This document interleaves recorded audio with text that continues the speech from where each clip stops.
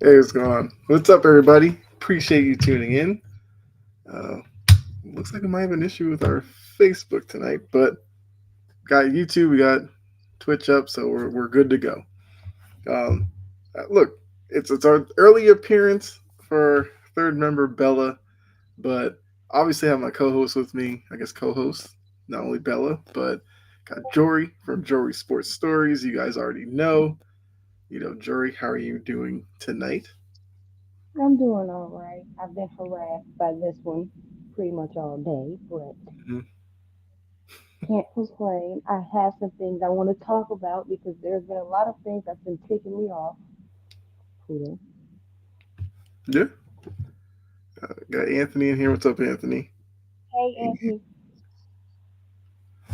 All right, so it looks like we are up on Facebook. Okay, interesting. It was showing like it wasn't, but um, yeah. So we got a lot that we're gonna get into.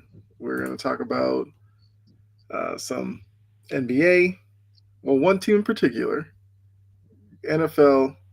We even have some WNBA to talk about. I feel like it's been a while since we've done that on the show. We got Jory with updated tier lists. Then a little teaser. There's definitely a rant coming towards the end of the show. So you guys got to stick around for that. So with that, let's go ahead and get into our first topic. And here we go.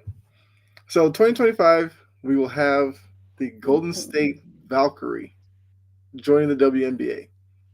And I mean, that logo I feel like is very clean. I like that.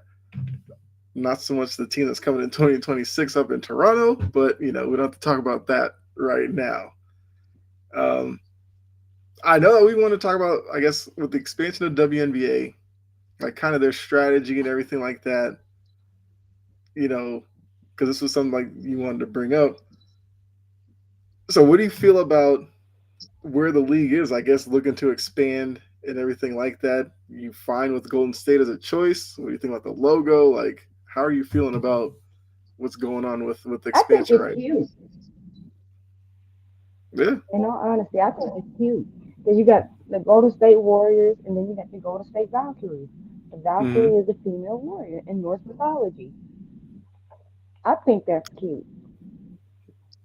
I mean, I like the it's colors fitting. too, but I'm just a purple person. Mm-hmm. And the Warriors deserve the WNBA franchise. They've sustained some NBA success. They deserve a WNBA franchise if they wanted one. Mm-hmm. I do like the expansion. I don't like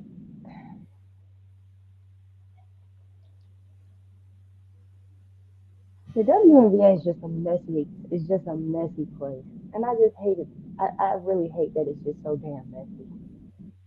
I'm like, are we grown women or are we teenagers? Mm-hmm. Grow up.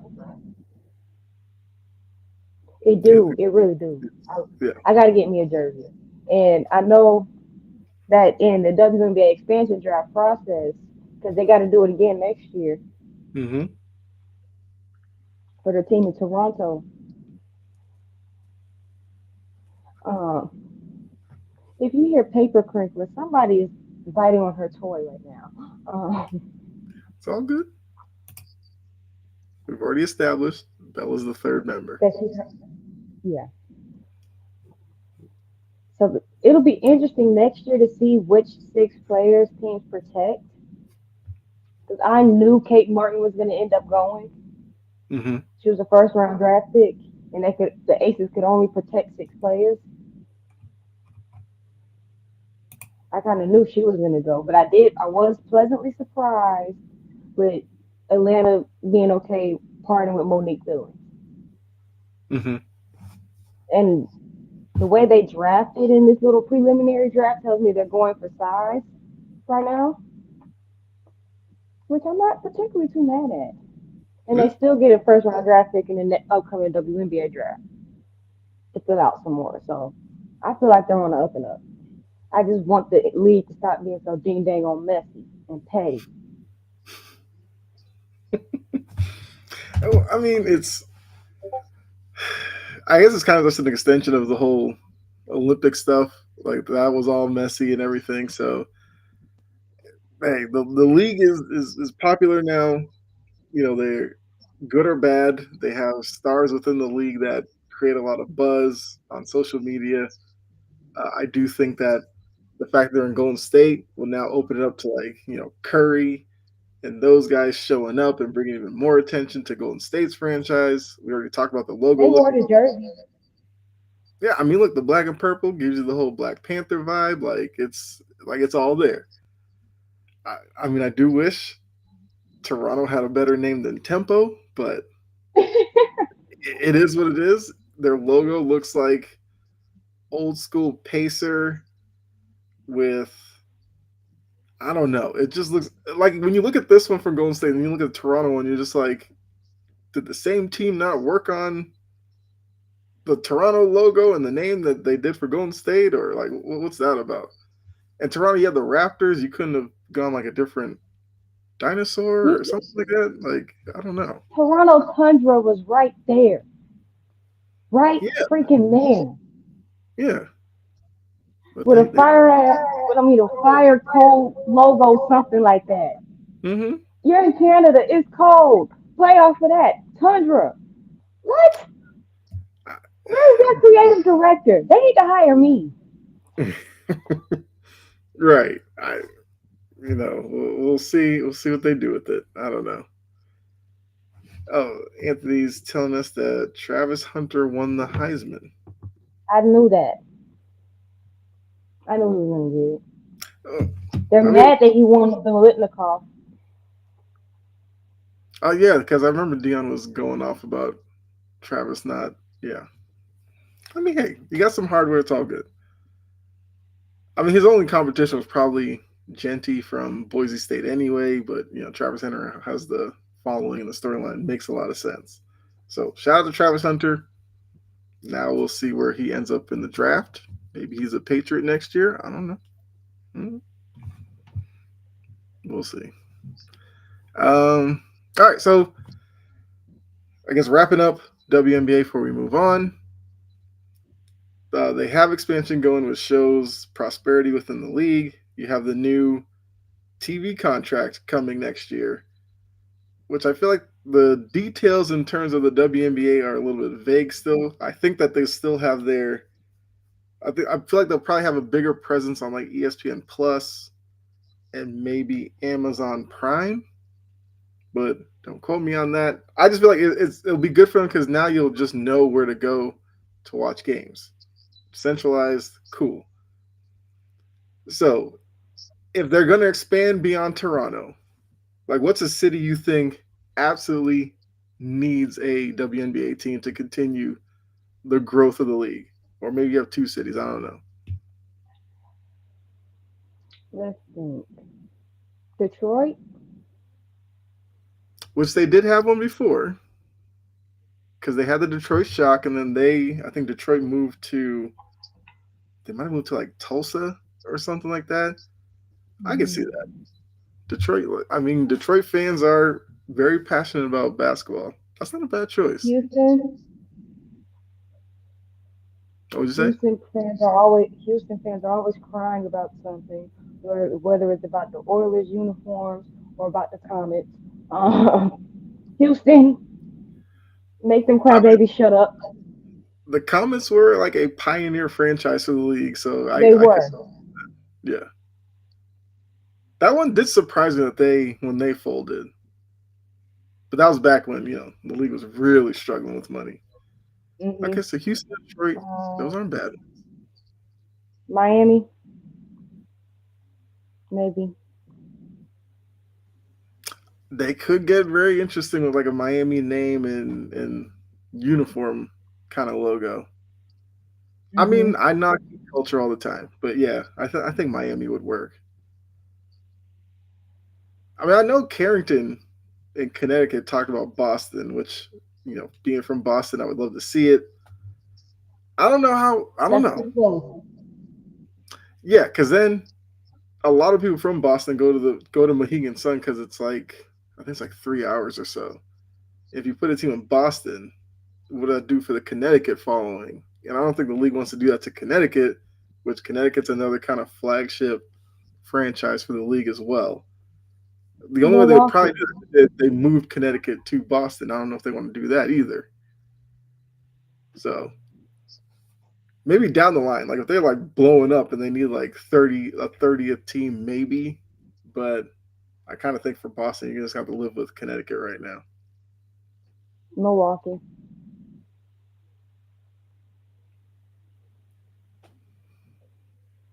Actually, no, because the state of Wisconsin is not ready for female basketball players. Leave that alone. Well, I mean, I guess looking at the Caitlin Clark stuff, Midwest basketball, they probably do need more of a Midwest presence. I don't know what they They do got Iowa. Indiana and Chicago, Yeah, man, they kind of got it covered there. We'll see. We'll see what they and they decide. got Minnesota. That's right. They do have Minnesota. Yeah. I wonder what they do in like Oklahoma with the Thunder, because that area is like very big with like college crowd and a lot of intensity. Maybe they could go to Mhm. that area, and I don't know. It's wide open for the WNBA, which is kind of a good thing with them and the growing popularity. That there's probably a lot of cities that they went to would probably be a hit, at least right now, because obviously they have to continue with the talent and everything, and we know down the line, like you have Paige, you got Juju, you got all these big names coming through. Obviously, need that to continue if the league's going to continue to grow and be as big as they want it to be. Mhm. So, good luck to the WNBA. But let's go ahead move on to another NBA topic. Now, I had to pick an image. I felt like this would probably perfectly encapsulate your feeling with your Lakers. So, want to talk about what's wrong with the Lakers. I feel like early in the Where do season, I start? well, I feel like, well, I'm just gonna set it up here that season started, they were doing really well. I think people were very optimistic. They were, loving everything that was going on. And now when you look at it, it's kind of bottoming out. They're now 10th in the West. So they went from, top six squad to now a playing team, which is what they've been. So yeah, you as a Lakers fan. So just to let you guys know, I'm a Celtics fan. Jory's a Lakers fan. So I will chime in on this as an outsider and try not to let the Celtics, blood in me, pick them too much. But yeah, so for you, what's the biggest issue or issues with the Lakers right now? Start falling, and then the people taking the shot. Mm-hmm. I have most of the roster categorized into three or a couple different categories. We have get the hell off my team, which means Cam Reddish, Gabe Vincent, Christian Wood, Jared Vanderbilt Okay. playing well, Mm-hmm. Anthony Davis, LeBron James. I will give D'Angelo Russell his credit as of right now. But will I Okay. be ripping him? Will I be ripping him a new one in about a month? Probably. Fair. Getting it back together, we have Rui and Connect, and who does not play much, and I do not want to hear from is Bronny. Now the main issue, production from the depth. The first four names you heard me say are the main ones that I'm relying on coming off of the bench. Mm-hmm. And Jared Vanderbilt hasn't been healthy in a minute. Trade his butt for a bag of chips. I don't care. He's wasting a roster spot. Like, and don't get me started on LeBron. Do not get me started on LeBron because the one game that he was not there, everybody else, well, Rory decided he figured out how to shoot. Mm-hmm. And I was still sick because only three people had double digits that game. Mm-hmm. And we won. I knew it was going to be some BS after that. Anthony Davis Rui, and who else was it? That was it D'Angelo that had 20 points apiece. Yes, I think And then yeah. you get like 20 something from everybody else. Like, um, that is pathetic. Hmm. And then the perimeter defense. Yeah. Try,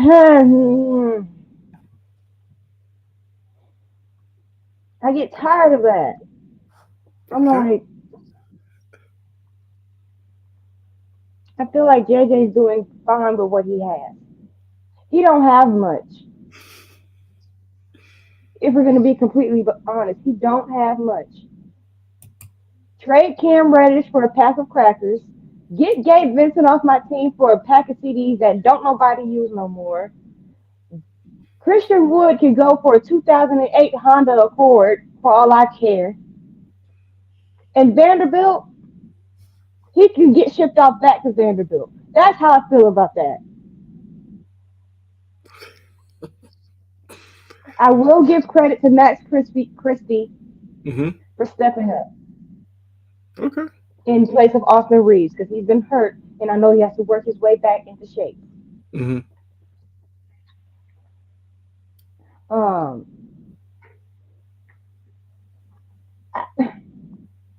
JJ's fine. He's gonna do fine. I'm just over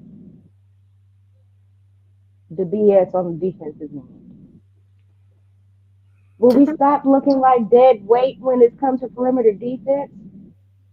Good lord. The paint ain't the problem, it's the perimeter. Hmm. No. And the inconsistent shooting. Yeah. I was about to say I agree with both of those because I think when I have watched the Lakers, especially in transition, they have this mentality where they all run to the paint and then try to spray out to perimeter guys. Like, It, stop doing that. yeah, and with today's NBA, the NBA that everybody has a problem with, a lot of these teams put four guys on the court that can shoot the three. So if you sag too much into the paint and try to run back out, you're not going to get out there fast enough. So that's one where I definitely agree with you. And the offense, I think this has been an issue that's been with the Lakers for a couple of years. Who are the guys that you can depend on to burn teams from the perimeter? Because we know LeBron's 3-point shooting is very streaky. You'll kind of know early on whether or not he has it going or not. And when he doesn't, yeah, he'll start forcing them up if it's needed because other guys aren't stepping up. That's where D'Angelo Russell, like that's literally supposed to be his one job, is to knock down open threes. But D'Angelo Russell is about as inconsistent as you can be. Mm-hmm. I saw the other night, I don't know what's necessarily going on with Dalton Connect, but it seems like his shot is messed up right now. And I think it's a mental thing where he's missed some shots now. And now every time he takes one, his form is slower and he's like aiming. That's a problem. So he kind of has to get back into the groove he had early in the season where he was playing really confident. He lost that. He has to regain that. I think He's the Reeves, only one that gets a pass. right? He's a rookie. Like this is stuff that you're supposed to like live with. And yeah, like I'm saying, like I'm not gonna put any blame on him. I think Reeves is kind of similar where if he has it going from the perimeter, he's the guy who can knock down 25, 30 points for you. But then you got to live with those nights where the shot's a little off and he gets frustrated out there. So Mm-hmm. the real thing is like the depth of the team isn't there, and the players that you do have, a lot of them are inconsistent. And I don't know how you necessarily fix that, which is why I think sometimes after the games you look at JJ, and JJ looks like a man who's caught between being coach and having to say it one way and wanting to be analyst JJ and just kind of air stuff out. Because you'll see Yep. him take like I kind of like that too. yeah, because you'll see him, he'll get a question, he'll take like that deep breath, and like a long break where you know in his head he's like, I can't just say that, so I'll have to say it this way. And then he'll take like a Mm-hmm. breath and then start talking. And I know that's something that he's battling with like every night. And Because like you I want to said, put it out there. yeah, and like I said, I have no problem with that because I think that is something that's going to help him, especially in a big market like LA. Because there are Laker fans who probably want a coach in there that's going to tell like it is. And I know Anthony put like the guy on the screen here. I feel like some Laker fans are at the point where they want a coach who's willing to tell LeBron like what it is, what you need to do, what you have to do, like what you're doing wrong.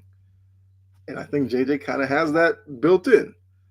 So I mean, we'll see because LeBron's away from the team right now. Good. Stay away. Be away. Do I need to spray Raid? Bye. Well, I mean, now the conspiracy will be like if he stays away for an extended period of time, it's going to be is he trying to get his way out? Is he this? Is it that? Or is it just that he's got something personal going on right now and that's why he's stepping That away? man's birthday coming up. He don't care right now. But I was saying it's like his birthday's coming up, but I was like, does he do the step away this early? And I was kind of thinking, I was like, I think this is about the time when he does that. So that might be what it is, which is weird because it's the same guy who announced play all 82 games. And we all knew around your birthday you love taking games off. So Yeah, and then he got a foot injury. So yeah. Oh, let me catch up with comments here. Saturday night on NBC for WWE is Wild Tonight. That is the event. John said, congrats to Travis Hunter on the Heisman. Yes, we said that earlier. That's definitely a big award for him. Um, so, yeah, they're in the 10th spot. They have the Spurs right behind them. The Spurs, they kind of go through their moments where they look really good and some where they still look like that struggling team. So, John, we'll get to that shortly. But for you, Jory, Lakers fan, what's your level of worry with this team right now in terms of because it's still early playoffs? this is not a championship roster. This is a one and done roster. Okay. So unless we do something at the trade deadline and get them four trash bags off of my squad, Mm-hmm. absolutely nothing. I have no expectations. Okay. This is like one of my Titans. When you have a first year head coach, your expectations just need to drop down to this. Mm-hmm. And your roster is full of holes, expectations just drop down to this. Right. Now, granted, earlier in the season, I was pleasantly surprised. I said it's not gonna last, but right on schedule. As soon as I said it wasn't gonna last, here we go. Mm-hmm. Here we go. Yeah. Okay. So I don't have any expectations for them. They Okay. make the playoffs, great. If they miss the playoffs, can we get a lottery pick? Mm-hmm. Great. Yeah. Yeah. I Fix mean, the team. I think the one problem with that is obviously once again the guy on the screen wasn't brought in to go through a season like this. So will the Ain't this his pressure? last year? We'd like to think that, but we know with LeBron, he's done the Bronny thing. We know Bryce is right there down the line. We know for LeBron, he'd love to be in there for both, but I wonder if the pressure will be there for the Lakers to entertain trading him this deadline and how, and I guess whether or not, Genie and those others in the front office could handle the bit of PR hit they might get from a section of Lakers fans if they were to actually move him. Because we know that's always a thing that some of these franchises don't necessarily want to move LeBron unless LeBron wants to be moved because they know he has such a following in every city he plays in. But yeah, we'll see. We'll see how that goes. Send him to Charlotte. I don't care. Right. So John did ask, Our thoughts on the Warriors getting Dennis Schroeder, which that deal was made earlier today. So now they now have a backup point guard. Give spell Curry and all that. Like, what do you think about this pickup for the Warriors? I had to move because the comment was covering my money maker. I know. I was going to take it down. Do you like Good the for pickup? them, I guess. Yeah. If it works for them, it works. I guess. Mm. Steve Kerr, I don't know what goes on in that mind, but he has 4 championships, and I cannot question it. Mm. I mean, they're off to a good start. It's hard to not look at this as a good pickup for them. Like I said, it gives them another guy off the bench that you can rely on to score a little bit on the second unit. Maybe some nights if Curry isn't available, he can give you a spot start. He's a vet in this league. He knows his way around. I, Hmm. I'm not the biggest Schroeder guy because I do think sometimes I feel like sometimes in his mind he like overrates himself, and you'll see that on He the court does. where he'll start doing some crazy stuff. But it's hard not to like a veteran pickup like that with a team in Golden State that is still trying to balance out the old guard, these young players who played well this year, like Kaminga and those guys.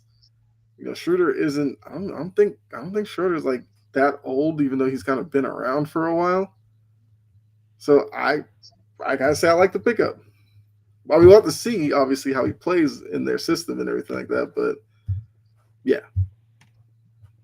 for now it's a good move by them. At least Okay. he ain't got to go back. He don't have to coach up Ben Simmons Mm-hmm. anymore. Yeah. Yeah. We'll see. I mean, I thought Brooklyn was okay with him. Like Brooklyn's a real pesky team, but they don't have a lot of talent. So this might be the beginning of maybe Brooklyn dealing out some pieces, getting towards the trade deadline because they have some guys that will be attractive, like Cam Thomas, or I mean, Cam Thomas will probably be the main guy, but Give me Cam Thomas. I'll give you Cam Reddish and a pack of crackers. well, the problem with that is I do think the whole Cam Reddish hype with each spot that he's gone, it's gotten less and less, and I think to the point now where I don't know if the Cam Reddish hype is enough to really get much for him. Like at this point, you might just get like a second round pick for him, which I'll take it. right is like that might just be good enough right now. All right, let's go on to. Well, I mean, obviously we will be talking Lakers periodically throughout the season. All right, CFB playoff. So this is obviously something that was a little bit bigger last week, but just to let you guys know, this is the bracket. Now it's odd because they prioritized conference championships, so it's weird seeing like Oregon number one, which like okay, you see Georgia number two, okay, seeing a Boise State 3, Arizona State 4. It's because they're conference champions. They get those spots. Then we have Texas at the 5, going against Clemson, 12 seed. You got Ohio State at 8, Tennessee at 9, Penn State 6, SMU 11, Notre Dame 7, Indiana 10. I know a lot of people said Oregon's path is the toughest or whatever. So I know that you wanted to bring this up because you want to talk about kind of the impact of this playoff on like next season and stuff like that. So I'll let you take the floor on that. Go right ahead. First of all, if they wanted to just to have an Oregon Georgia um championship, the BCS would have did that just fine, just a little bit shorter. Look at this crap. I actually don't think both of them make the final. I think only one Me of them neither. does. But I'm like, I get it. This new format with the traditional 14 playoffs, I get it. Hmm. To get more parity, but you're also getting subpar teams that really don't usually get in and probably should not get in. To them messing around, beating somebody and winning a championship. Clemson, Dabo, John thinks I'm huh? trying to put voodoo on his ducks. John, I'm not. I'm not trying to do No, that. we're trying to jinx the dogs. Yes, because I will say you said if they wanted to get Oregon, Georgia into the final, the BCS could have done that. I don't think there's much of a chance Georgia actually gets to the final. I think if it worked out a certain way, I think Penn State could beat Georgia. I hope they do. All these Well, barking here you ass go. idiots in here. Is also an Oregon guy, and he says Texas is going to beat Oregon.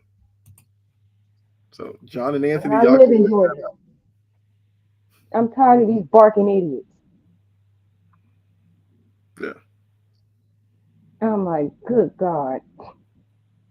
They Yeah. bark until they're red in the face or purple, depending on the color of their skin. They're a different color by the time they're done barking.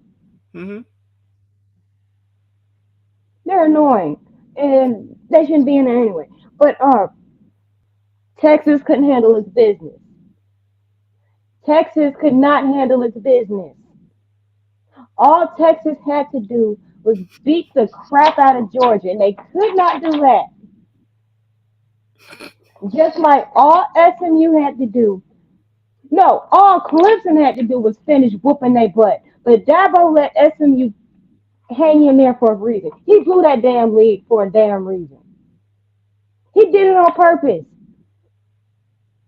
And I'm not going to sit here on my high horse, and I'm not going to sit here and act like I'm upset about who made the playoffs and who did not. I don't care. I know that Vanderbilt loss hurt.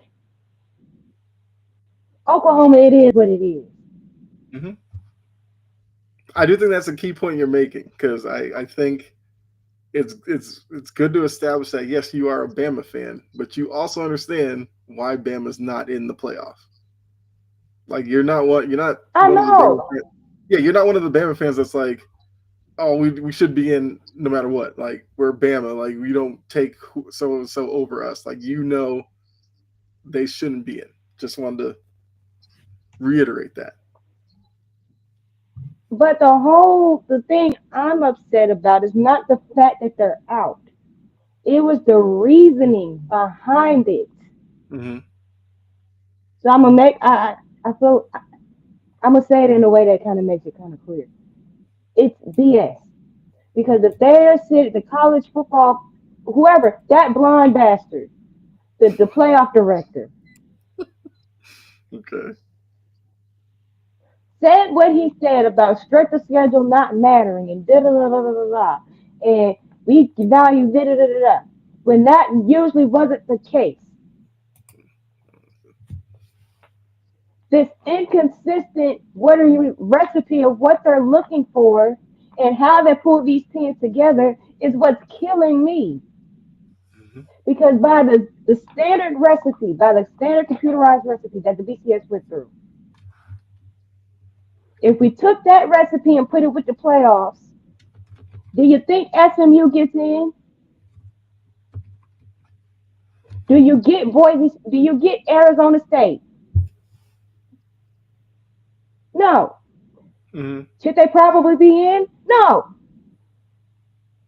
And if you Well, look at SMU's schedule, mm-hmm. Well, I'm about to say because I was going to say like Arizona State as a conference champion, that's what helps them. I get it. That Yeah. part I get. Yeah. If SMU, Mm-hmm. that schedule, oh my lord. I said if they're not gonna let that hold that against them, like that hold that against other teams, Mm-hmm. like they just held the whole strength of schedule thing against for SMU Again, I get why Alabama is not in. I Mhm. understand that. But Vanderbilt is probably a better team than half of the team that was on that schedule. Vanderbilt was a pretty decent team this year, and Oklahoma has an offense that is absolutely hell to deal with. Mhm. I'm not giving excuses, but the SEC, the arch, the schedule. Yes, we had three losses, but look at this. If you, I'm about to pull up their schedule because I'm like, No, SMU, I does have it strength of because schedule don't I matter? pulled it up. So SMU beat Nevada, then they beat I think it was like Houston Baptist or something. They lost to BYU.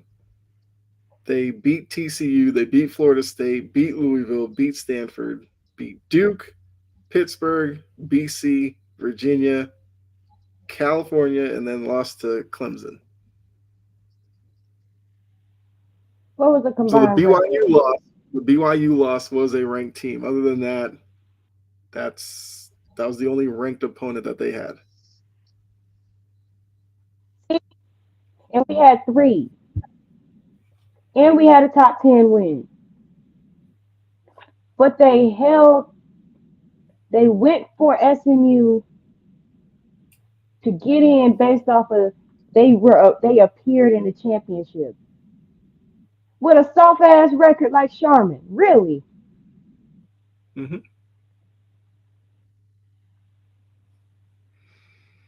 And we had three top 10 wins, three top 25 wins, one top 10 win. And I'm not saying that we should have got in based on how we were playing. We had an argument, and that argument was all of a sudden made null and void. And it's always like this every year. Fix the system so that they know how to consistently break and grade these teams.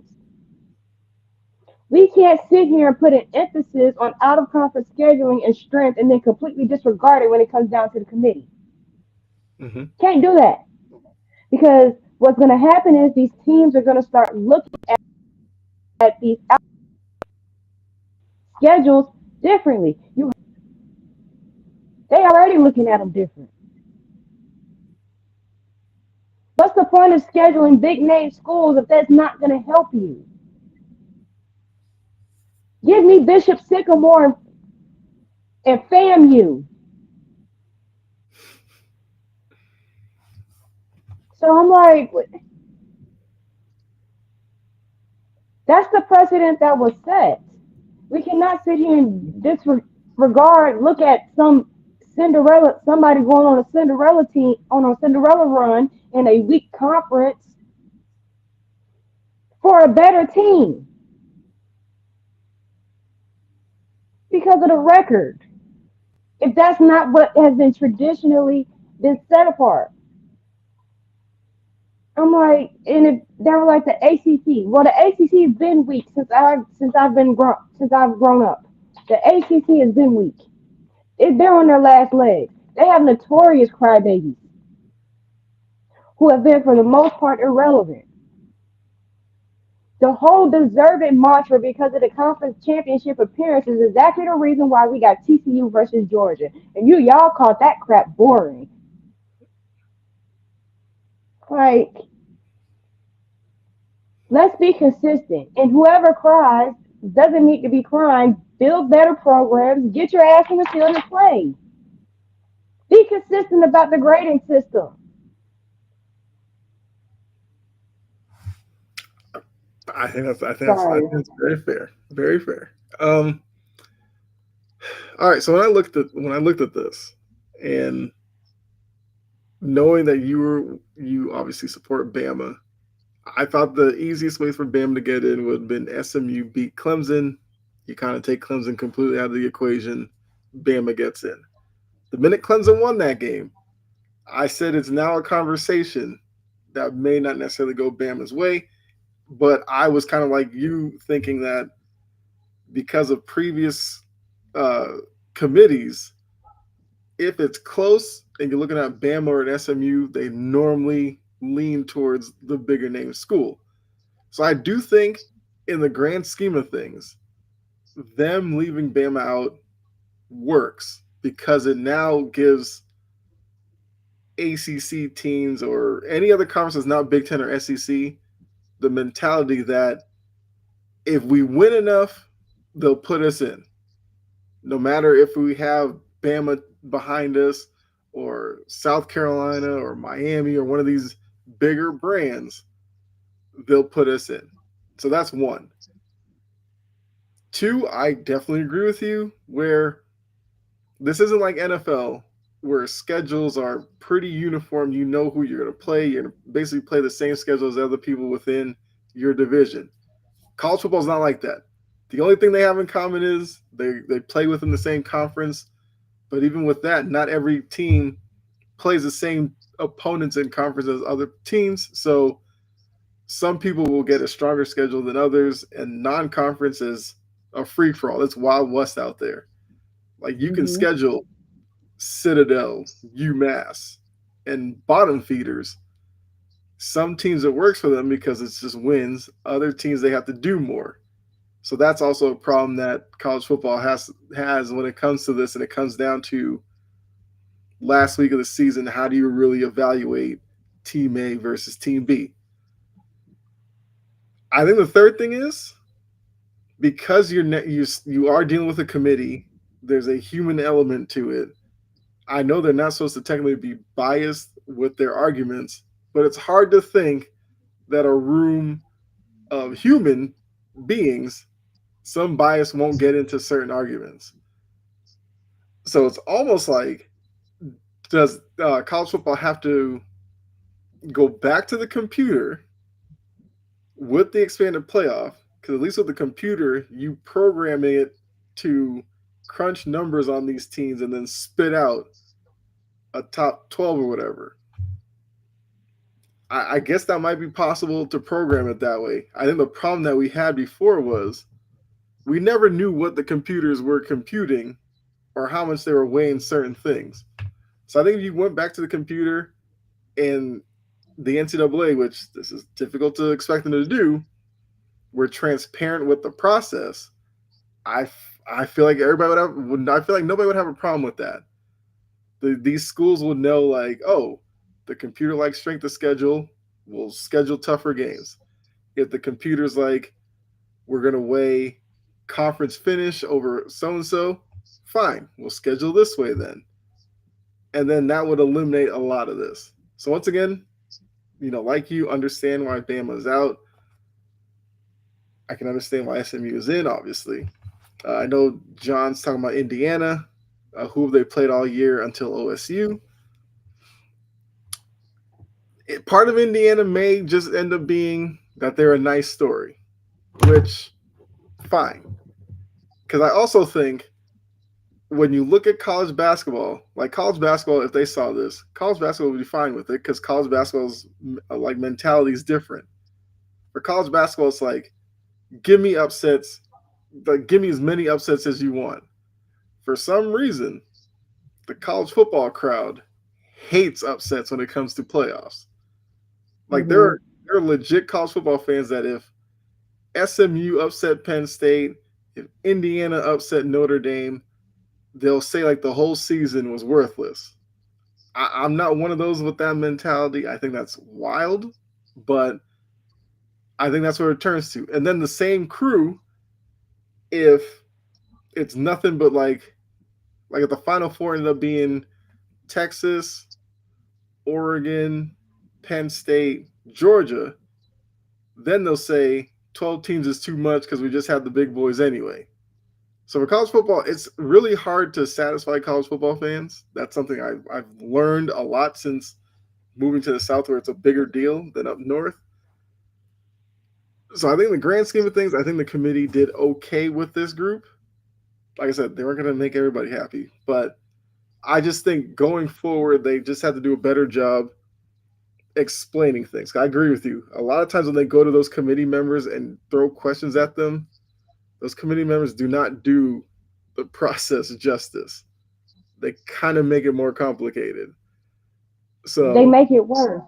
yeah, And they don't like getting outraged from angry fans, but then they open their mouth and piss all the fans off anyway, yeah. So that's like their biggest which is problem. what they did. Yeah, the committee members have to do a better job conveying what they're looking for. Okay. Um, so I did ask in the chat, like, who do you guys have winning it all? And Can it well, be a tie? I'm assuming Anthony. I'm assuming John's gonna say Oregon because he's an Oregon guy. Anthony did say Texas will beat Oregon, so I'm gonna maybe assume Anthony might go Texas to win it all. SMU.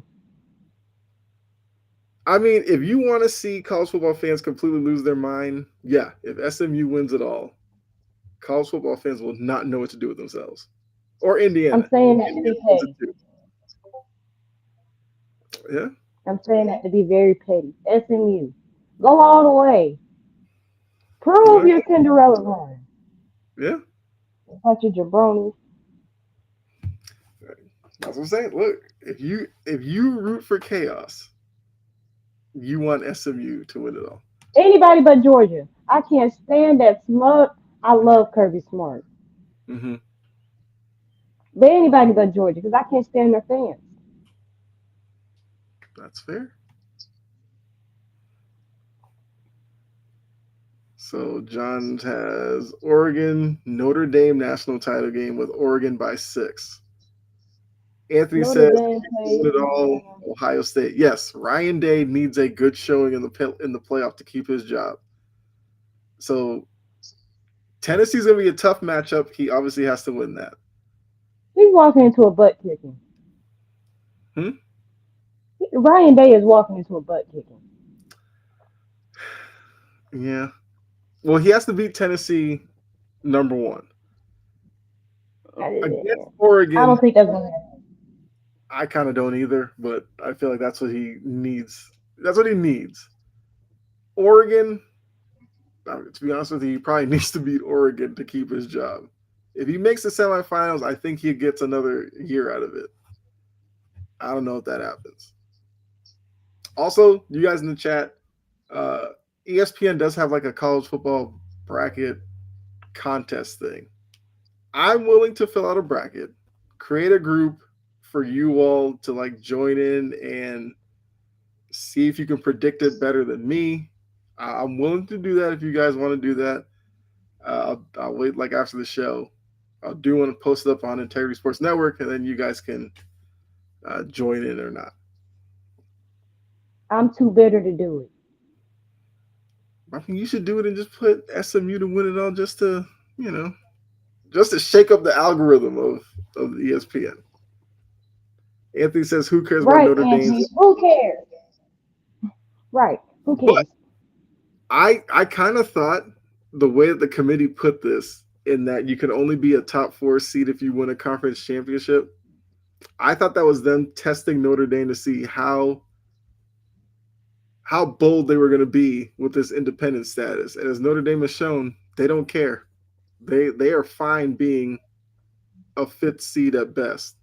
They're going to stay independent. Like if this didn't push them into a conference, nothing will. Maybe they'll wait a couple of years and then think about it. But for right now, they're a 7 seed. They're perfectly fine with that. And then if they mess around and beat Indiana, they're gonna be fodder for Georgia. That might be what does it for them. If they get embarrassed, well, if they lose to Indiana, I feel like Notre Dame fans might start crying. Like, let's join the ACC. It'll be easier. Or if they get embarrassed by Georgia's, yeah, I don't know. I hate the fact that Notre Dame's still independent. Like, one, every other sport they do ACC except for football because they make so much money with NBC. It's just so. Mm-hmm. I think style of Now, play how wise, do they get away with this? because they're a historical brand. So them and NBC have always been kind of in bed with each other, and they just don't have the need to change anything. And plus, NCAA doesn't really have a governing body that's going to tell Notre Dame you have to join a conference. I think style of play they probably fit Big Ten more, but everything else is ACC. They should just join the ACC. John says Ryan Day is 0-4 against Michigan, which is brutal as an Ohio State coach. 0-2 against Oregon, brutal. Oregon and Michigan is going to just get better. Ryan Day is Tyler or bust. And then Anthony said, let's do it. I guess that was for the college football bracket thing. So, yes, after the show, I'll post it up on Integrity Sports Network. You guys can join and fill out your bracket, and we'll see who predicts it better. Notre Dame can go to the Pac-12, which no longer exists. So, yeah. I mean, Notre Dame is very easy to hate on them.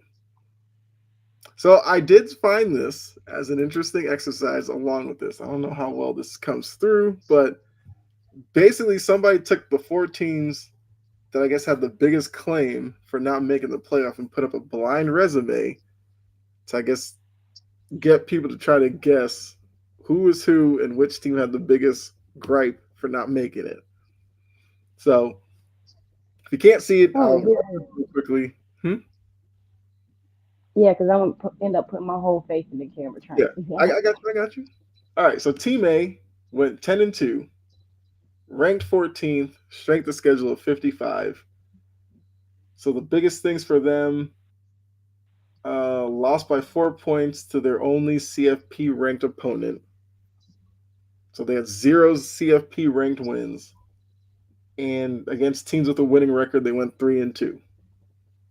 That's their big claim. Team B went 9-3, ranked 13th, strength of schedule of 15th. Against the current top 25, they went 2-2, and their best win, they won at number 17th ranked in the college football playoff. Team C went 9-3, ranked 11th, strength of schedule 17th. Their best win was against the number 5 team in the country currently, and their record against teams with a winning record was 5-1. Team D went 9-3, ranked 15th, strength of schedule of 31. Against the current top 25, they are 2-0, and their best win was also versus the 5th ranked team in the country. So I guess who has the biggest gripe? I already know the third one. You know who Team C is? I think so. That sounds oddly familiar. Okay. So who is Team C? Would that be Alabama? Team C is absolutely Alabama. So looking at that. Because they have the biggest gripe. Okay. How you go 5-1?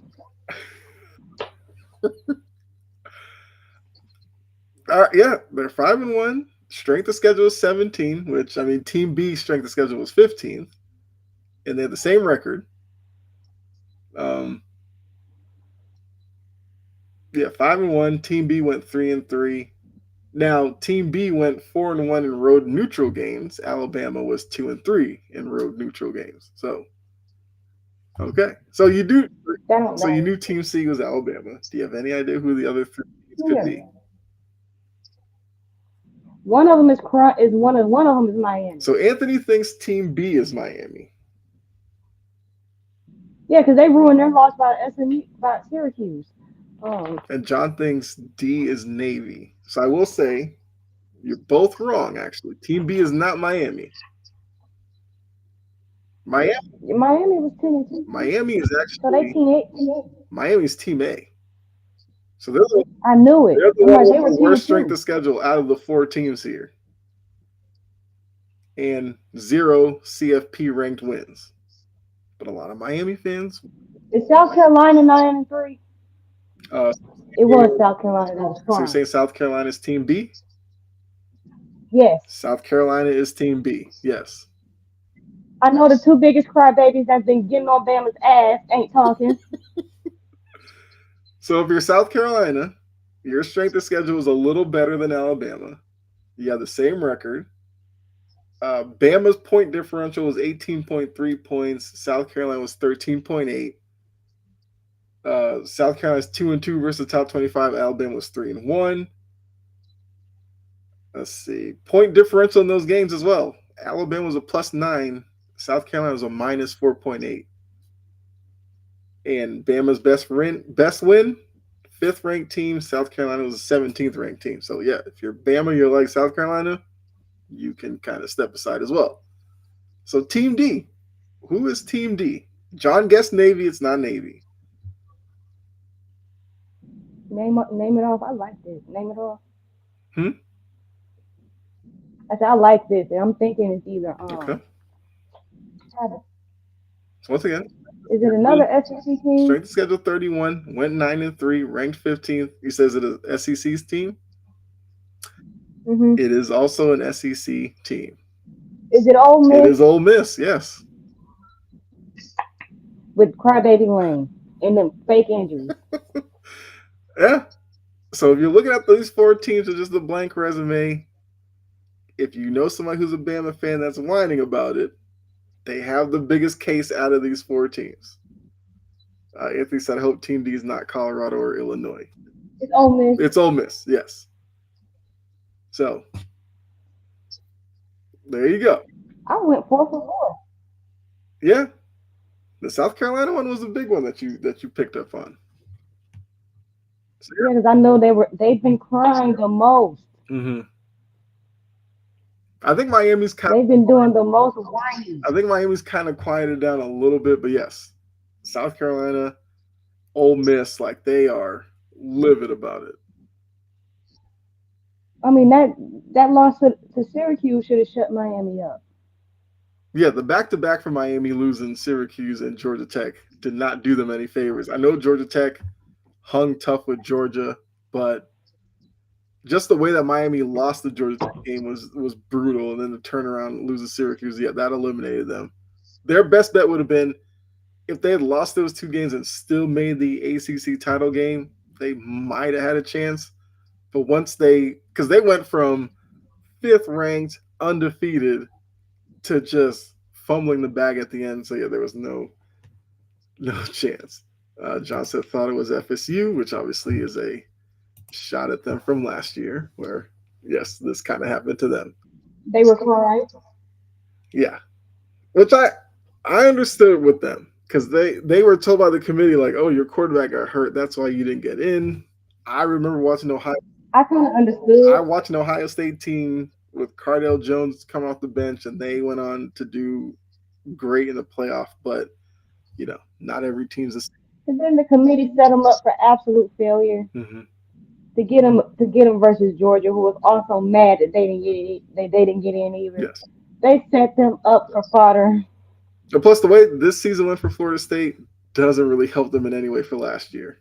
Like they turned around from that season and became like one of the worst Division I schools in the country. Although they got a new quarterback as DJ Ungale. I'm hoping he just enters the draft, probably doesn't get picked or gets picked like the fifth, sixth round. We don't see him in college anymore because they are bringing in former BC quarterback Castellanos will be the next Florida State quarterback. I can guarantee you he will win more games than DJ did. He will. John said Georgia lost their quarterback too. Hey, okay, Florida State doesn't need to hear that. Florida State was worried about themselves. But all right, so the blind. I actually like these blind resumes too, especially like college basketball. I'll look at them a lot and try to do that as well. I guess now with this expanded playoff, you'll kind of get these more often, which I like as well. All right, let's keep it moving. So in the NFL, Al-Shaair had the hit on Trevor Lawrence that shook the world, and he got this 3-game suspension. We all know Shaair has a past. He's got a history. He has the incident with Caleb Williams and all this other stuff. I feel like the suspension, some people are saying it's too much. Some are saying, I think it's mainly too much or not at all. But I feel like the conversation that people are having out of this hit, what do you do with quarterbacks? Because a lot of them are clever. Patrick Mahomes can fake slide, gain a couple extra yards, which causes some defenders, because they understand how big of a penalty it is for a late hit on a quarterback, they'll pull up. Trevor Lawrence was definitely sliding here, so this doesn't necessarily work here because he was giving himself up. Al-Shaair still went through with it, whatever. So looking at this, like, what what should quarterbacks? Well, I guess how much blame should quarterbacks take for the kind of current A lot, of this? Okay, yeah. So you have a lot. They're the main reason why this like that this incident aside, mm-hmm, we're gonna frame this incident aside. mm-hmm, I'm not talking about Shahir's yet. mm-hmm, The other ones that I've seen that are usually because of a quarterback not getting down or trying to fake it and he still ends up getting rocked. That is 100% the quarterback's fault. And they need to put a rule in because they've already taken so much away from defensive players. mm-hmm. These quarterbacks, I agree with Tom Brady. They need to start getting flagged. Every time you do it, it's 15 yards.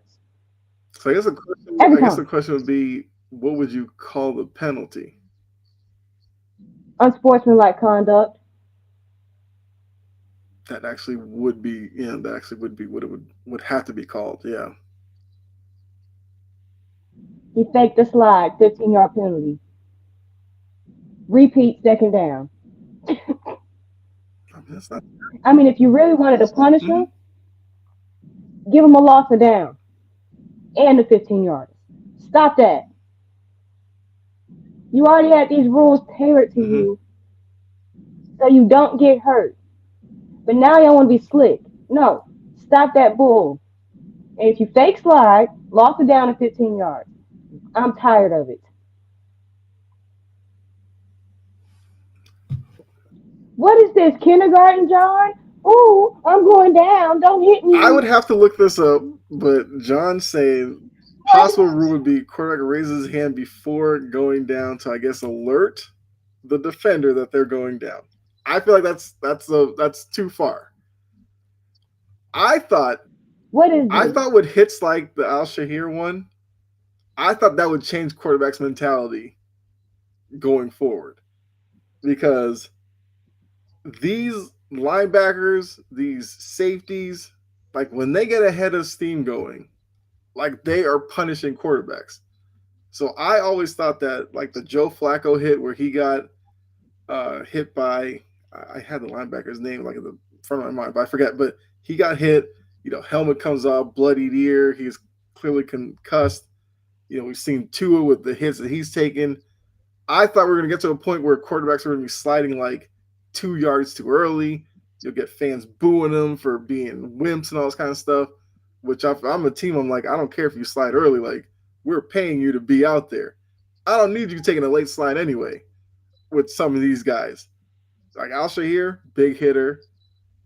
Kyle Duggar, big hitter. Like, you got some guys who know how to lay people out. So I need you to take, if you're it's like 3rd and 15, you're scrambling. If you get 8 yards out of it, we'll punt, live for another day. Don't care. John says Tua is still going to dive head first. Well, at that point, like that's a broken record. Like you just let it play out, and he's kind of putting his career in his hands anyway. But Yeah. I I think I think this is something that probably coaches will have to drill into their quarterback's head.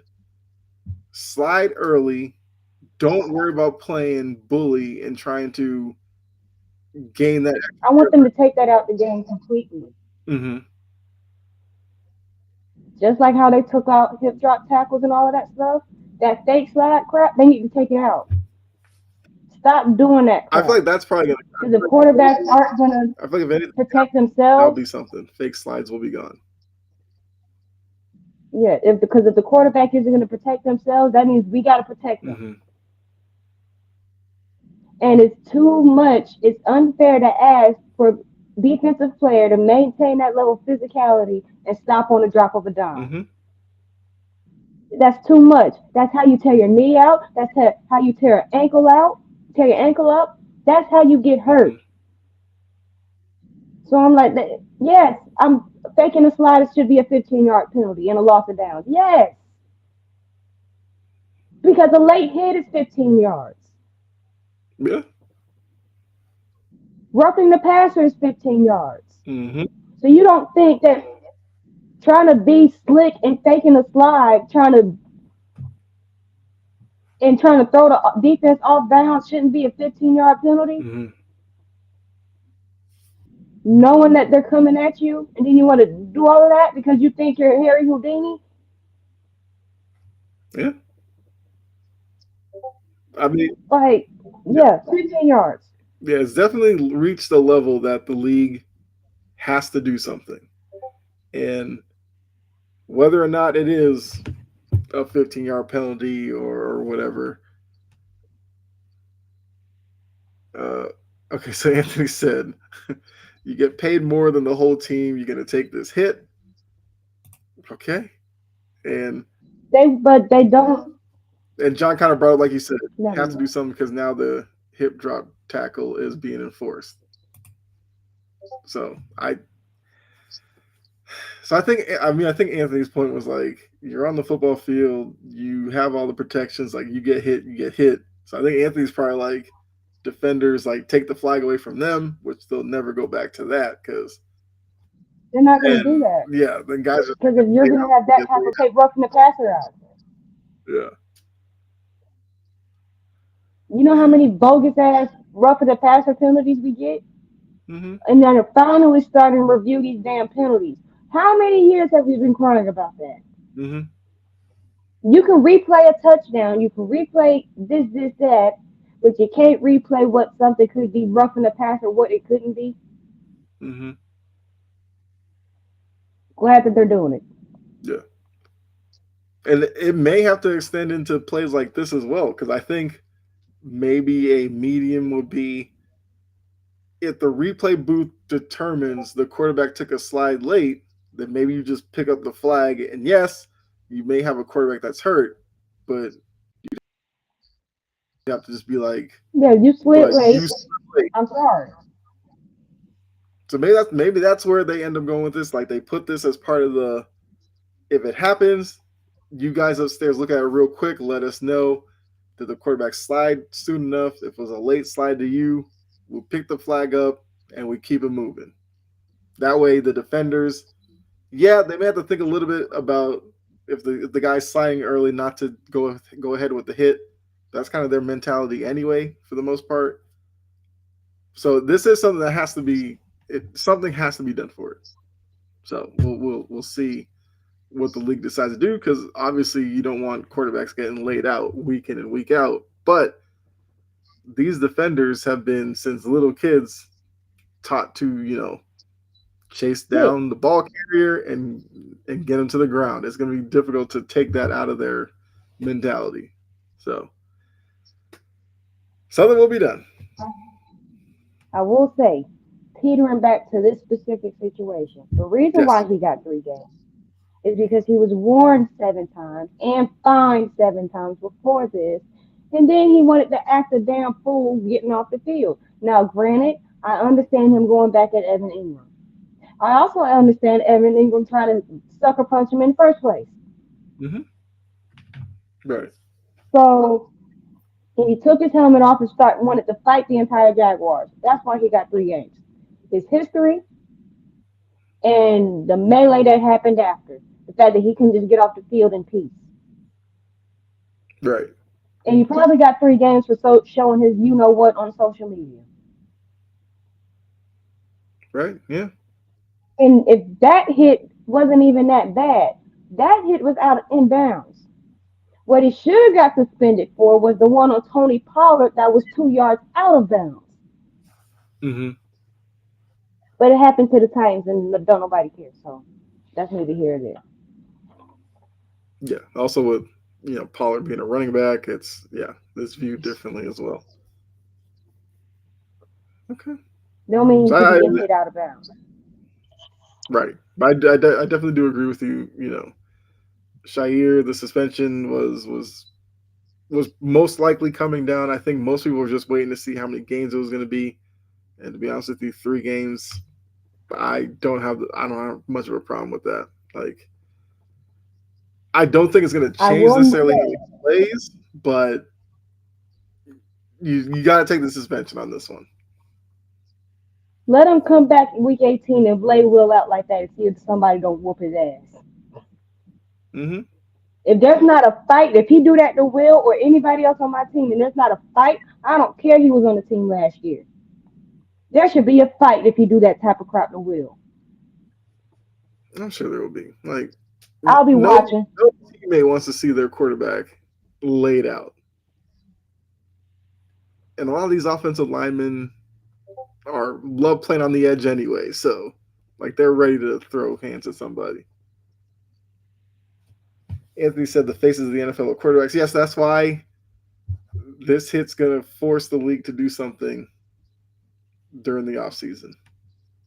Because in their mind, it'll be, what if it was Patrick Mahomes? What if it was Josh Allen? What if it was Lamar Jackson? Like, they're going to do what they have to. All right. Titans report. The floor is yours, Jory. I'm over it. Okay. All right. Look. So since you're calling this season basically a wash at this point, you're done with it. It is I washed. guess I'm asking you a question then. Knowing what you've seen from the team so far this season, biggest need. Right tackle, right guard, another receiver, edge rusher, Okay. backup quarterback, maybe another starter. I don't know where I am with Will yet. I have to watch the other games, the next 4 games. Okay. So for okay, That's so for pretty much you, it. the way Will finishes the season will determine whether or not you want to draft a quarterback to basically fight him for the job, or just completely move on from him and then start with a different quarterback next year. Yeah, Okay. right. I see the shape. I see what he's trying. I see what Callahan is trying to do. People have to be mindful. This is a first year head coach on a Mm-hmm. team that has a lot of of holes. I'm not even worried about last year. I was worried about the entire line. JC Latham is a rookie. He's gonna have his struggles. The Mm-hmm. left side of my line for most of the year has been fine.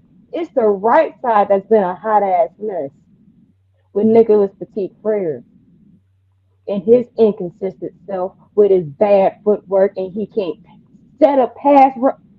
Oh, and he throws some bad sets too. Okay. Question from Anthony: would you want to rebuild in the draft or free agency? Both, Okay. Well, I both. mean, I guess that would have to be the way anyway with both. I guess prioritizing the needs in the draft, or would it be something like you just draft best player available and attack certain needs in free agency? I would get the best player available, especially on that line, because I do not want somebody's retread offensive lineman. Okay. I will develop my own. Mm-hmm. I have Bill Callahan. I think he's great. Right. So even Petit Frere, they might have given him this year to like give them a reason to keep him. Like if there's a guy who's going to evaluate He that can line, go. I'm just saying like if there's a guy you want to evaluate in the line, Bill Callahan is about the best you can have. I mean, John, I could answer this question for would you take Richardson over Levis? I'm going to say you wouldn't. I'm not even answering that question because that's like There you that's playing with my intelligence right now. Such an unserious question. I like what I see for the most part. I do know I need some more speed on the edge. go. Mm-hmm. I do know I probably need some more speed at linebacker. One thing to note, Arden Key, we need to start preparing for his departure Okay. within this year or next season. Mm-hmm. It's gonna happen. Okay. But I do need some more beef on my defensive line too. So Sebastian Joseph Day is just a body. He's decent, but he's Hmm. just a body. I do like Kenneth Murray. Can we keep him? Okay. Like keep him. I love him. I love some of the moves that he's made.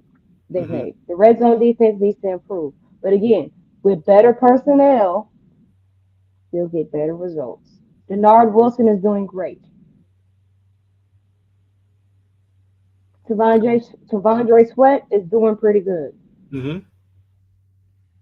I like the direction that we're heading. Right now, it's just like growing pains. Will has his growing pains. Every time I see a stupid ass commercial, I just laugh because that's my. Hmm. Brian Callahan has his own growing pains as a head coach. This year has taught me to be patient Okay. and to look for, to be frank, there's a positive in anything. Hmm. Like this offense right now, like even like some more depth at wide receiver could be explosive. Now, Titans fans, I think T. Higgins is staying in Cincinnati. I really think he's staying in Cincinnati because he fired Mulugeta, who's just a money hungry. Hmm. He's money hungry and hired the same person who represents Jamar Chase. He's staying in Cincy. That does, yeah, that does seem like that's at least that's the hope, because obviously it takes two. So if Hmm. Cincinnati completely lowballs him, then he'll probably go. I mean, a lot of teams are gonna be looking at the T Higgins situation, but I agree with you. I think he ends up staying. Now to go with your draft needs, I did Google it. The 2025 draft has strengths including says defensive back, interior defender, says tight ends, quarterbacks, wide receivers, running backs, and offensive tackles. It's apparently a good draft for offensive tackles. So there you go. And if there's nobody they can find with that high draft pick that we're gonna get, because it's Hmm. gonna be a high draft pick. We lost 10 games, so if it's not a tackle, I wouldn't mind going receiver. If they're gonna get a quarterback, Hmm. go get him in the second round, like where you got Will. Hmm. I have seen a lot of mock drafts with the Titans connected to that wide receiver out of Arizona, who's supposed to be really good. Um, I wouldn't mind it. I can't pronounce his first name, but yeah, he's supposedly like the guy at wide receiver that teams are will try to get top of the first round. So at least there's options in there for you. All right, so there's Titans report. So obviously I gotta go ahead. Patriots report coming off of the bye. Like the Patriots season's over. I mean, they knew they were going to be a playoff team weeks ago, but I'll say this every week. I'll keep saying it. The Drake May growth gives you a lot of reasons to be optimistic for next season. I'm definitely optimistic, knowing that they don't need to go find a quarterback. John says draft needs Nick Nash, wide receiver, Travis Hunter, wide receiver, make him special teams, Will Campbell, O line from LSU. Will Campbell, I've seen that name a lot for the line. I would be fine with that. I think Travis Hunter is going to be a cornerback who plays sparingly offensively. So think of Marcus Jones like. I think that's what Travis Hunter is going to end up being in the NFL. Cause I keep hearing like a lot of people are just saying that his body type will better work at cornerback than wide receiver. And then Nick Nash, I got to be honest with you, I don't even know who Nick Nash is. I'll have to look him up. But I agree. They need San to get a wide Jose State. receiver. Hmm? I think he played for San Jose State. People were crying about him not getting the Biletnikoff. Hey, I'm for it then. I mean, when it comes to wide receivers and all that, like if you're good, you're good. I don't care go with San Jose State or anything like that. But I agree with you, John. Wide receiver should be a need. Lineman should be a need. I think linebacker is a need because I kind of want some speed at that position. And also all the talk about Mayo and Wolf need to be replaced. I think that's stupid. They literally just came into the job, had one off season. I would say give them this off season. Let's see what their plan is now that they know they don't need a quarterback. What do they do in free agency? I know they've been linked to T Higgins, but like Jory said, I don't think T Higgins is going anywhere. But if they're looking at T Higgins, that means they're going to probably try to swing something for a wide receiver in free agency. I don't know, but I'm willing to give them this offseason to show me that they'll have some improvements next season. But like I said, coming out of the bye, I just wanted to finish out the season. Want to see Drake May's continued growth and look forward to the draft. I just don't want to see another blowout. Let that crap Yeah, stop. yeah, Make it stop. Like, yeah. go and nap at halftime, Mm-hmm. and you go watch the highlights later. Yes, I definitely yeah. So Train said optimistic about the Packers. I like the Packers as well. I like what they have going. Toyota Thon Jordan Love is a real thing. Travis Hunter won't Travis Hunter won't be able to play both positions in the NFL. I agree. And May will be there 2 more years. They'll have at least 6, 7 wins next year. John, thank you. I think I don't have a problem with what Gerard Mayo's done this year. I don't understand what some people's issue is. I mean, I know what some of their issues are, but doesn't Cincy have to pay Higgins and Chase? Yes. I feel like the Chase deal is probably kind of done. They'll just wait to announce it in the offseason. I think because of how this season has gone, that might work against T Higgins. Not to lie to you here. The fact that Burrow has done this with the offense, you're gonna have to put so much money into the defense. I don't know if maybe Higgins gets priced out, but I do think Higgins will probably do all he can to stay there. Because if he leaves, there's no guarantee he gets a quarterback like Joe Burrow or a system like Cincinnati. Look, come down to Nashville. I ain't got a Joe Burrow. I got a Will Levis, and I don't have Zach Taylor. I got Brian Callahan. What You am I kidding? playing off of Calvin Ridley? I mean, why not? Trayton said Toyotathon Jordan Love is the undisputed GOAT. It is hard to argue with. Since I've been told about it, I've been watching it, and it works every year. Around the same time of the season, he ups his game, which I can't be mad at that. But yeah, back to John. Yes, I think Mayo 2 more years would make a lot of sense. Like if they aren't near the playoffs in 2 more years and you want to move on from him, I think at least you gave him a shot. These people saying like he needs to go in the offseason, that's crazy. More no one wants to go to Nashville. Morgan was chucking chairs off roofs down there. He sure did. He had to serve 7 days in jail for that. Hey man, get your money's worth. Higgins going to New England. Anthony, if Higgins ends up in New England, I would love it. I don't think he's leaving Cincinnati. I think Joe Burrow's going to be like, look, bad enough I lost Tyler Boyd. I lost Joe Mixon. And our defense isn't even good. You're going to lose Higgins now, and there's no guarantee that they're going to be able to fix the defense in one off season. I think Joe Burrow Oh, will. don't they have to pay Hendrickson? Oh, I think they do. Yeah. Oh, I don't think Higgins gonna be able to stay in. Chiefs, that defense is done.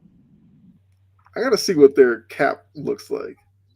Because the amount of names that they Trajan, if list. you chuck a chair off a roof, you might get 10 months. So John said if they sign Higgins, it'll be below the 30 million mark. Okay. Well, yeah, I don't know. Mm. I'm Between just Higgins, saying, especially in Tennessee. between Higgins and if it comes down to Higgins or Hendrickson, if I'm Cincinnati, I would sign Hendrickson. Just draft a wide receiver to replace Higgins and kind of keep moving. They have plenty of receivers. Right. But I'm just saying, like, if wide receiver is such an issue, like you can draft one and kind of keep that line moving. John says they have 54 million in cap space for next year. That needs to go to that defense.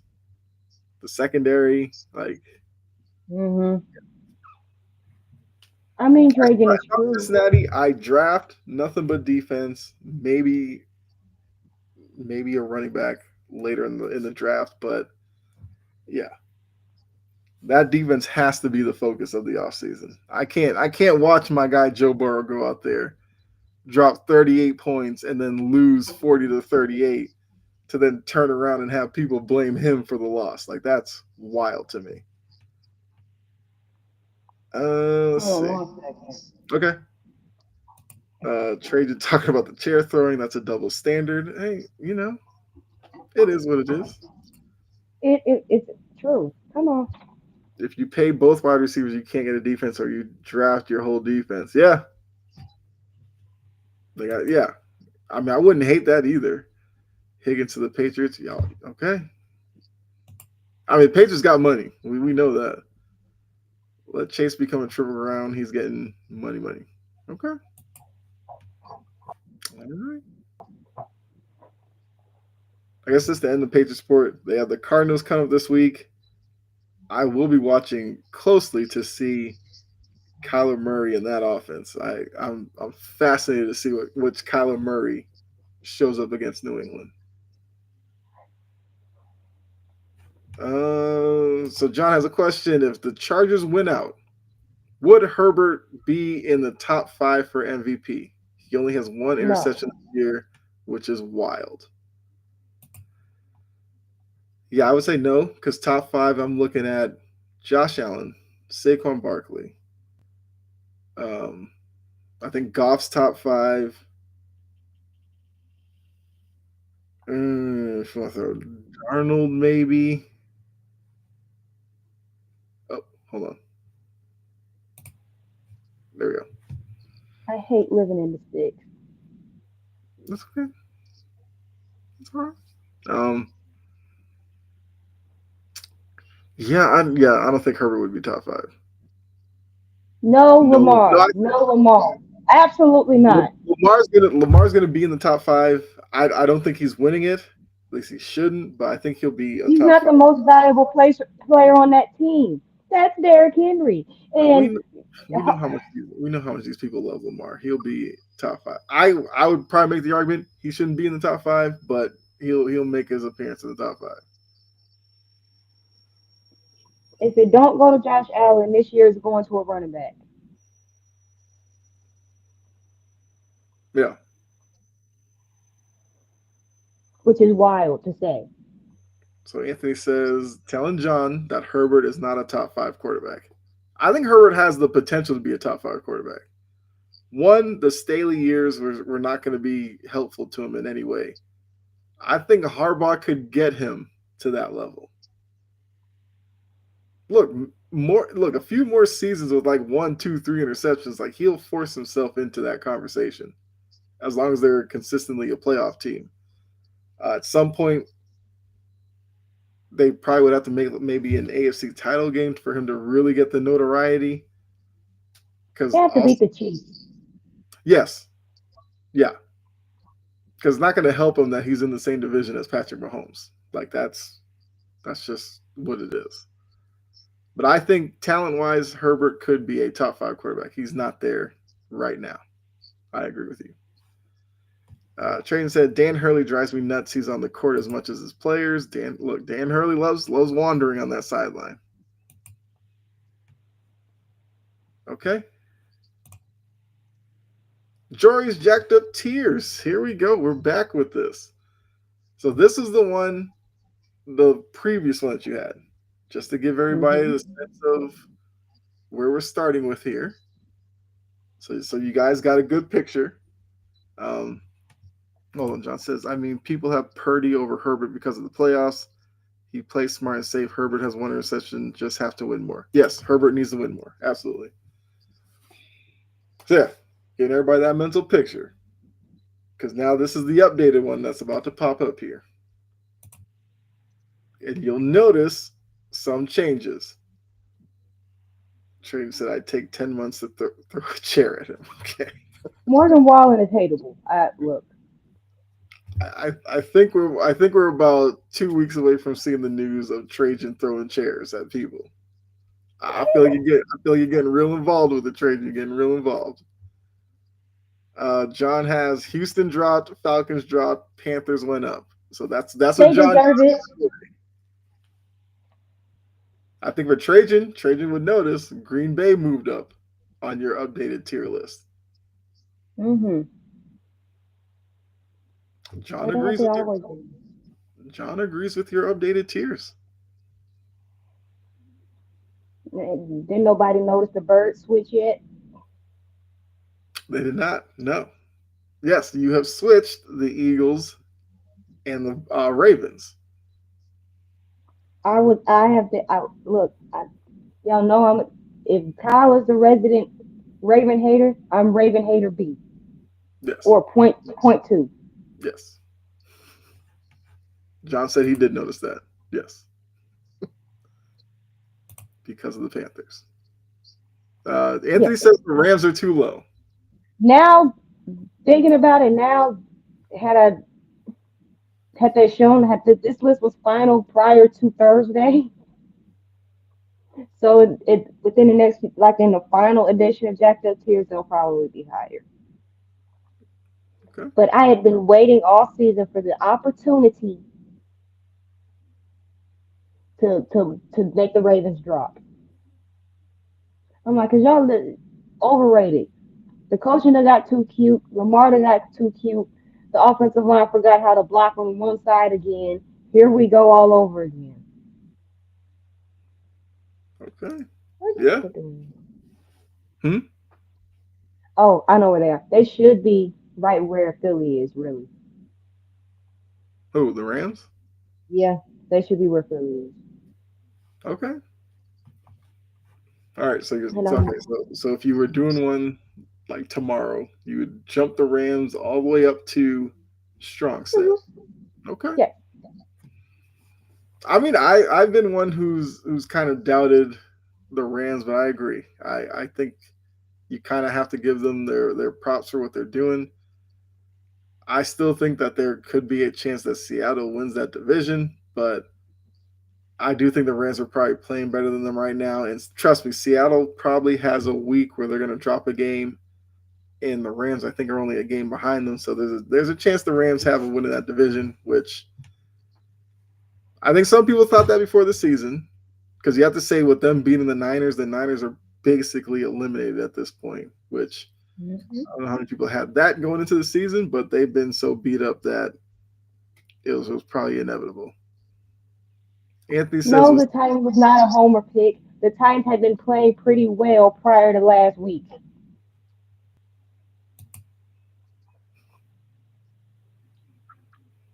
might Just say had to explain that. Rams Lions NFC Championship. Okay. I mean, that game in Detroit last year in the playoffs was wild. That would be a great environment. Packers can get Jair back. They're good enough in the back end. Need consistent pass rush. I don't want to see Rams Packers in the playoffs. They scare me more than the Lions or Eagles. Okay, so the chat's feeling the Rams right now. All right, so you got no pushback for your club with the Lions, Bills, Packers, and Steelers. So it seems like everybody agrees with them being the top four. Got no pushback really with their strong set, other than you said you'd put the Rams up there, but the Eagles, Commanders, the Chargers, the Bucks, Vikings, and the Chiefs on that level.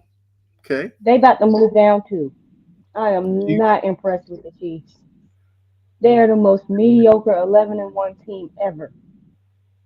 Problem is, they keep winning because teams get to that point where they can beat them, and then it's one little mistake It's that one allows. little fluky mistake, So and I'm not gonna.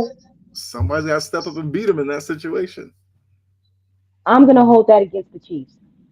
Down they go. John says he would switch the Chiefs and the Broncos. Yeah, the Broncos are playing better. I hate to admit that. How far are the Rams from the wild card? I can tell you that right now. I want to say wild card. They might be. Oh, they might have played themselves into like a game back. Hold on. So standings. I mean, I could have pulled it up on the screen, but the Rams are a half game behind the Commanders. The Rams are 8-6. The Commanders are 8-5. Yeah, so the Rams do need to be up there. I mean, look, I'm rooting for the Commanders again because I like Jane Daniels. I think it would be great for that organization, but the Rams are not going to make it easy on them. They're And not. the Rams are a half game behind the Seahawks. The Seahawks are 8-5 as well. So the Rams have two paths in: leap the Commanders or leap the Seahawks in the division. And the Seahawks do have a challenging end to their season. Packers' weak spot is a secondary. The Rams, as we saw versus the Bills, can put up points fast in a lot of them. Yes. The Puka Nakua Stafford connection is, yeah, that's definitely going to give a lot of secondary uh, units a lot of problems. I mean, Cooper Cup didn't even have a fantasy point last game, and they still won that game. So you know there's a big game from him probably coming pretty soon. For Uh, him, I say Denver would probably move up next go round. The Bears are probably going to end up moving down. okay. And everything And we might know stay the same. It we know you're still depends. we know you're still not high on Houston. I'm not, and I won't be. And Yeah. the fact that they're losing their line, one of their best linebackers for 3 games, Mm-hmm. is not going to help them. Washington has a hard 4 games as well. Yes. Here we go. Is OBJ done since he's no longer with Yes, Miami? Only 32 though. he was done in Baltimore. They brought him in there just to teach people and the dance and the choreographed touchdown celebration. He does absolutely nothing, but still a check. He might look back at that decision and wonder why he went to Baltimore. Never liked the fit from day one, and he just never fit at all. Hey, stop that. If I'm OBJ, if the Rams wanted me, I might. I would go there. He better not ride the Rams to another Super Bowl like he did the first time. Nope. But I'm just saying, at least with the Rams, he may show a pulse. Like he got to Miami, everybody was like, "Oh my God, think about it! You got Tyreek Hill, you got Waddle, you got OBJ." Most people forgot like 3 weeks into the season that OBJ was actually in Miami. Most people forgot until this past week when he was released from Miami that he was still in the league. I think most people thought OBJ like retired over the offseason. Me too. I So forgot he existed. yeah. So if you are OBJ and you're out there and you're like, I want to play out the rest of the season. I mean, I don't even know what his health looks like, but if you could work your way to Buffalo, sure. Because Buffalo, I mean, sure. I mean, Green Bay, I would say no, because Green Bay has enough wide receivers as is. Pittsburgh, hmm? Why would the Ravens sign him? So Lamar can miss him when he's wide open down the numbers? So Lamar can overthrow him? Right. If you're Deontay Johnson, you'll probably tell OBJ, don't come here. You'll end up just like me. Man, I'm trying to think what other teams could OBJ go to. I mean, obviously, people say Kansas City. Sure. So I wouldn't be surprised if OBJ signs somewhere, but I do think he's kind of done. Like he's 32, he's had his moments. Yeah, wrap it up. DeAndre Johnson is suspended, but a team I see he'll go to is the Steelers. Chiefs maybe to wait until Hollywood Brown gets back. And he's coming back. He's on his way back. Mm-hmm. Let's see. I didn't think they would trade for one at the deadline. I figured, I don't know, maybe secondary, but they got Johnson anyways. I think Jordan and I Yeah. did this show right before the deadline. And we were like, if the Ravens are smart, get secondary help. And then they got And then Deontay. they traded for a receiver. I'm like, you dumb dumbs. And did they, nothing else. they could use secondary. They could use linebacker. I know a lot of people love Roquan Smith, but that linebacker position is a hole right now in that Needs defense. help. Yes. Pass rush. They don't get it. So they could have picked any one of those three levels on defense to get at the trade deadline, which would have been more of an impact than Deontay Johnson. They chose not to. So this is what they're living with. They're going to be a wild card team. They're going to have to travel on the road to probably like Pittsburgh to win a wild card game. And all I'll say is good luck with that. If you think you're going into Pittsburgh in January and beating Mike Tomlin, more You power got to you. another team coming. And Crosby's they done. already beat you once. Raiders are smoked. Raiders have been smoked, but I see what you're saying. Hate watch college games when the camera's on the same side of the court as the benches. Just looks messed up. Okay. All right. So it looks like overwhelmingly your tiers get a thumbs up from everybody. Marshawn Lattimore is playing tomorrow. Okay. That's right. He hasn't suited up for them yet. I want to see what he does in the secondary. All right, so there are picks. Well, this is from 2 weeks ago. These are the last picks that we had. So we both went 3-1 that week. Jory still does have a lead over me, but got a few more games to try to close the gap. Oh, this Don't one get me got started on Devondre's stupid ass. Look, movie friends. Who picks him up? If I'm a team, nobody. I don't need guys he that quit because the guy who had the job before you comes back from injury. You move to the reserve role you were supposed to have, and now you don't want to enter the game. I'm good on that. He can go play in Canada for all I care. you there's guys on that team that's fighting through infant deaths and damn injuries. The only injury you got is a bruised ego. Get the hell up out of here. Come on. John said probably Dallas.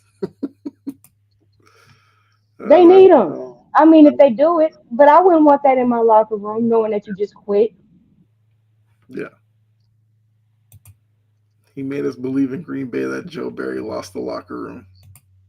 Yeah, Campbell. Yeah, that's the way you want to end your career. Cool. All right, so Jory with her 5-game lead. These are the games we have to choose from. So if you're watching, the underlying teams are the favorite in the matchup. So to run through these, you got the Chiefs as a road favorite heading to Cleveland to face the Browns. You have the Bengals as a road favorite heading to Nashville to face Jory's Titans.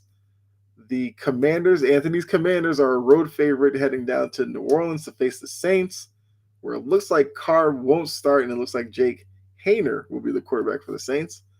You have the road favorite Ravens traveling up to New York to face the Giants. First time in 3 years, I think? The Panthers are a favorite against somebody, and it's the Cowboys, which, if you didn't think the Cowboys were down bad, they're being picked as an underdog against the Panthers. Like, that's as low as it gets for the Cowboys, but shout out to the Panthers. Train says for me to take all underdogs. Well, it's okay. Well, we don't want to jump ahead of don't want to put the cart in front of the horse, whatever the saying is. I don't know.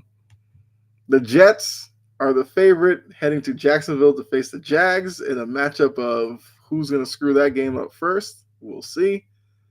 The Texans are home favorites against the Dolphins. I guess that momentum about the Dolphins potentially making a run has died really quickly because nobody's talking about the Dolphins anymore.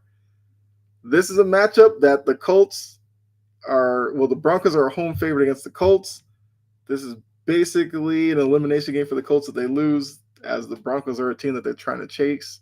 So Broncos can get a win there. They'll probably solidify themselves as a playoff team. You have, oh, you're muted. Yeah, I'm muted because I'm being harassed by a chihuahua that's growling. Um, understood. Understood. if the Colts lose, ow, if the Colts lose versus the Mm-hmm. Broncos, that would mean the Texans will clinch the division because everybody else will be eliminated. Yes, I think. Yeah, I think the Texans with a win, Colts with a loss. Texans clinch the South. Yes. So Girl, Colts, Colts are hanging on to their playoff lives by a thread. Um, where was I? Oh, yeah, the Lions and maybe game of the week are home favorites against a Bills team that's coming in, hoping to get knock down another big name team in the league. Battle of Pennsylvania. You have the Eagles as a home favorite over the Steelers. As mentioned before, the Cardinals are home favorite against the Patriots. We'll see how that game goes. The Chargers home favorite over Baker Mayfield and the Bucks, now leading NFC South Bucks. You have Trajan. Your Packers are a road favorite heading up to Seattle to face the 12th man and the Seahawks. Got the Vikings as a home favorite against the Bears, and the Falcons are a home favorite against the Raiders. We have two Monday night games. So you got Bears, Vikings, Falcons, Raiders. I know it's a tough decision on which game to watch, but you got options on Monday night. Um, so Trajan told me to take all underdogs. John says Cards cover against the Pats, upset Seahawks over the Packers, Jets over the Jags, Miami over the Texans. Which Trajan said it's enough with that upset talk. Anthony said Mike put $1 on Panthers money line against Dallas. Okay. Uh, then John went back at Trajan. You know you're iffy when it comes for your team against the Seahawks. And Anthony says Pittsburgh might upset the Eagles. Okay, so now with our picks, we pick three teams that are favorites that we really like, and then we take an upset. So Jory does have the lead. So we're gonna let Jory go first here. We'll see if she can put together another 3 in 1 week, maybe even a perfect 4-0. So where are you going with your uh, picks, Jory? I'm staying away from Ravens Giants. I got a Okay. funny feeling about that game. I'm gonna pick Commanders over the Saints. Okay. I'm gonna pick. Let's see. Ma'am, I'm trying to pick my games. You want to pick? Like, would you like to pick? Hold on. You pick one.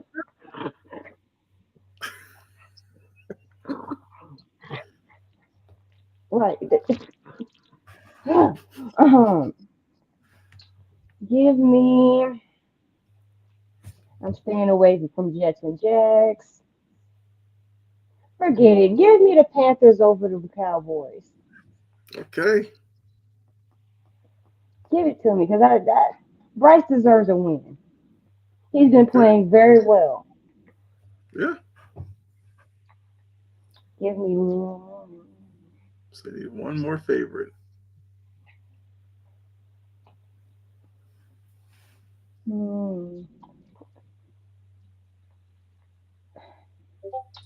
I want to pick the Lions over the Bills, but that's going to be hard because I know the Lions are injured.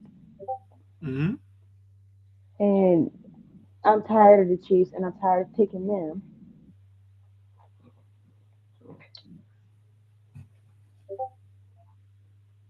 I'm staying away from Falcons Raiders. I, yeah, I'm I staying again. away from Patriots Cardinals. Hmm. Those games, like historically, Patriots Cardinals games end up really weird. Hmm.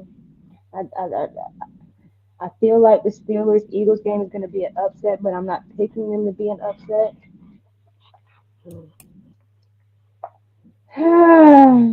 Then give me Bills Lions. Give me Lions over Bills. Okay, all right. And my delusional upset pick, Titans over Bengals. Only because I feel like Brian Callahan got something to prove. Okay. And, Cheeto Owuzie, who just got back off of IR and has been playing very well. Hmm. He came from the Bengals. Tyler Boyd came from the Bengals. This would be the stereotypical game that my team comes out and beat the crap out of the Bengals. Because we've had our rounds with the Bengals over the past few years. Okay. Look, don't get me started about 2021. Hmm. Damn AFC Championship game have 9 freaking sacks. 9! Yeah. But then 3 bad picks to offset it. Change trades. I'm telling you, man, the chair throwing, you're a little Do too we need to involved. put you on a chair watch list? John's taking the Browns over the KC. Time for them to get an L. That look, that would be a game that Jameis Winston randomly just goes nuts. I could see it. I wouldn't pick it, but I like the mentality. Anthony said Ravens, Denver, Falcons upset. Falcons then upset Pittsburgh over the Eagles, and then went to Taco Bell where Trader said they got rid of Diet Dew, so he almost threw a chair through the window. Which you got chairs to throw in your car going through the drive-through window. Might have to have a conversation about that. I'll Um, put him on a watch list. I mean, yeah. All right, so just to remind you all, the picks will go up on Integrity Sports after the show or tomorrow. We'll see. And a couple other places which we'll talk about later on. FBI top 10 most wanted for throwing chairs. Morgan and I will be the only ones. Oh, man. If the Bills beat the Lions, he's a clear winner for. That would be a Next. statement for Josh Allen. Yeah. And I don't want to hear nothing else about a Lamar Jackson MVP. Hmm. All right. So my picks. I'm gonna take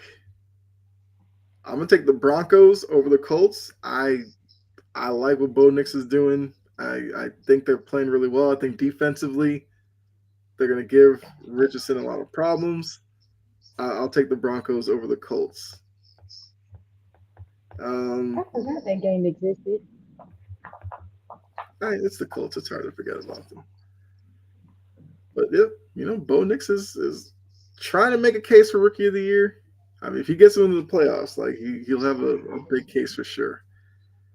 I will also take,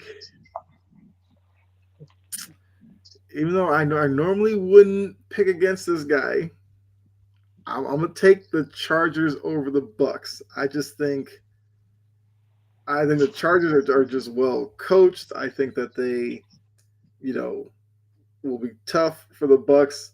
Like I said, I don't necessarily like picking against Baker and the Bucks because they find ways to win games that they probably shouldn't. But I will find it hard for them to travel cross country, beat the Chargers out in LA. Even though they'll probably have more fans in LA than the Chargers do, but I'll take the Chargers to take that one and probably punch their ticket into the playoffs most likely. So Chargers over the Bucks. All right, for my third one,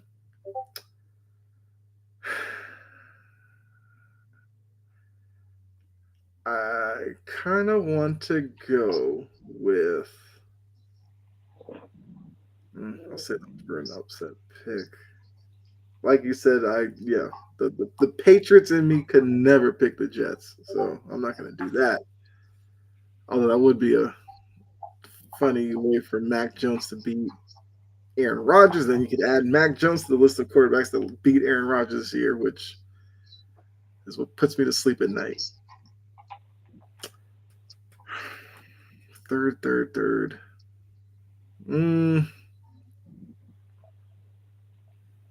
You know what? I mean, Trajan, you have to let me know this one. Toyota-thon is still going on, right? Because I Yes. want to take the Packers over the Seahawks, so I'll take the Packers over the Seahawks. That's for Toyota-thon.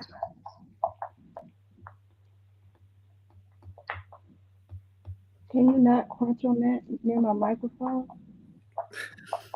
So then, for my upset, I go a couple of ways with this. I can go Homer, take the Patriots over the Cardinals. I could do that. But I think I'm gonna take a step away from the Homer pick this week. I saw it in the chat a couple of times. I thought this as soon as the week schedule came out, and out of boy, no cheer for you. I appreciate that, Tracy. I appreciate that. I'm buying in to the Steelers over the Eagles because this Jalen Hurts, AJ Brown thing, I think is a big enough deal that Tomlin and the Steelers will be able to go into that game. Not a long travel, obviously, but I think that's a game that the Steelers can go in, get a win, and create more questions about the Eagles, and I think bring more attention to just how good of a season the Steelers are actually having. Because I think with a lot that's going on, the Ravens still get a lot of attention. The Chiefs get a lot of attention. I think the Chargers are getting attention. The Steelers are just kind of there. So I'm going to take the Steelers over the Eagles and hope for a 4-0 week so I can gain some ground on Jory here. Even though some of your picks are ones I would have gone with as well. So uh, we carry bag chairs in our cars in Wisconsin. Okay. Look, Back chairs? I, Are you talking about lawn chairs? I guess it'd be kind of what we call lawn chairs. Yes. Do we think the Texans will beat Miami? That I game don't could go know. so many. I couldn't confidently pick that one, That's why I but stayed away from that. yeah, I would take the Texans. I think the Texans are a better team. But I've said that a lot of weeks, and then they get out there and play, and you wonder about them. So I would take the Texans. I know you asked about the Monday night games as well, John. For Monday night, I would take the Vikings, and I would take the Falcons. The Falcons one makes me worried because that's the type of game that they go into, let the Raiders hang around, and then the Raiders beat them late. But I'll take the two favorites on Monday night, Vikings and the Falcons. So Damien, do we see Russ and Fields getting a contract in Pittsburgh? No. They'll go with one. And They'll go based with on one. everything, wouldn't you have to think Russ has found his new home? So I do think Fields will be out there and available. I'll I take think they him. would love to sign both, but how long you want Fields sitting around? How I'll long was take him. sit around? So I mean, yeah. Look, if you're Tennessee and like you said, you're done with Will, Fields is still young enough that if you brought him in, that's basically like a draft pick. Why not? That's interesting. Okay. So we'll have to look out for that in the offseason. If Justin Fields does not get signed, will Tennessee get involved? Anthony says, we don't think the Browns defense will stop Patrick. I think it will make it tough, yes, because the Chiefs offense hasn't necessarily been great, but the question is going to be, close game late. Will Jameis Winston do enough to get them the win, or will there be a late turnover that allows the Chiefs to escape? I do think that's going to be a close game because of that defense, but I can't put that trust into Jameis Winston. Yeah, because see, that's the end of game is the perfect time for him to get his LASIK to get all blurry and he start messing up his colors. So that's the perfect time. Mm-hmm. Will you stop? I'm almost finished. So Trey said, lawn chair, back chairs, bubblers, water fountains, pop soda, all the same. There we go. I did not know people called water fountains bubblers. Very rarely do you hear it. Yes, well, yeah, that is a thing. Um, I think this is a question that every Falcons fan is asking. If Kirk throws three more interceptions and they lose, do you sit him and put Penix Jr. in? Yes, absolutely. Because at that point, you're probably going to lose the division to the Bucks. You might as well throw Penix out there. It's yes, it is a northern thing. I am from Boston. I've heard bubblers up there. Yes. If the Vikings win, Caleb gets traded. Hey, Damien, I know you Bears fans. Yes. Okay. All right, Chad. You guys are love the energy. Southern's just different. Yeah. That is, yes, that is true. Somebody who's experienced both, it definitely is. All right. So now we have our last call. Jory wanted this time to go off on a trend in the sports world that both she and I have noticed and aren't necessarily big fans of. So, Jory, go ahead. These podcasting ass athletes. And I'm not talking about the ones who are former players who are giving thoughtful analysis, who are being respectful, who are media trained. I'm talking about the active ones who act like they don't know what being media trained and properly media trained means. You're going off the rails saying foolish, dumb crap just to say whatever, and then you're consistently having to backtrack because of backlash. This is becoming an epidemic of stupidity.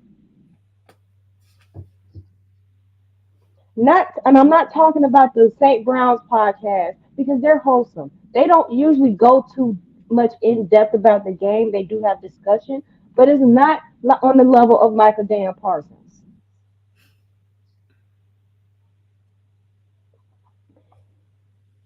It's the people who are trying to dabble in the two things at one time, and they don't know how to balance exactly both of them. It's like they forget the rules of common freaking sense when it comes to sportsmanship, teammates, locker room camaraderie. They just forget all the rules. And the rules are don't call out your teammates, either directly or indirectly. Keep that crap in the locker room. Don't speak on locker room business to public people. Don't throw your coach under the bus unless it's absolutely necessary. If you're injured, shut the hell up. If you're not playing well, shut the hell up. Be respectful. And remember, what you say, I am talking specifically about Aaron Rodgers and Michael Dan Parsons. What you do and say on a podcast or via the media is somehow going to affect the locker room. Pick your words wisely. That smug POS, SOB, however you want to put it, Aaron Rodgers, want to sit here and gaslight the media. Oh my God. Like, the media did it. Fool, you're part of the media. And former athletes talking this and da da da da da da. Like, fool, the same people that you're talking about is the same people who give you a platform to spew your asinine BS that lets you blame everybody else.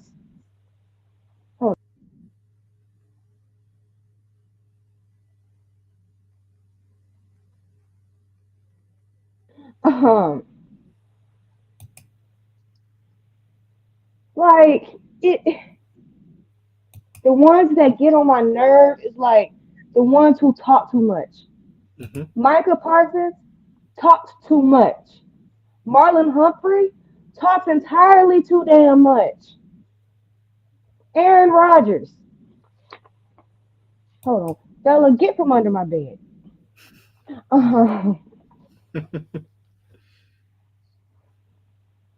Like, Poodle.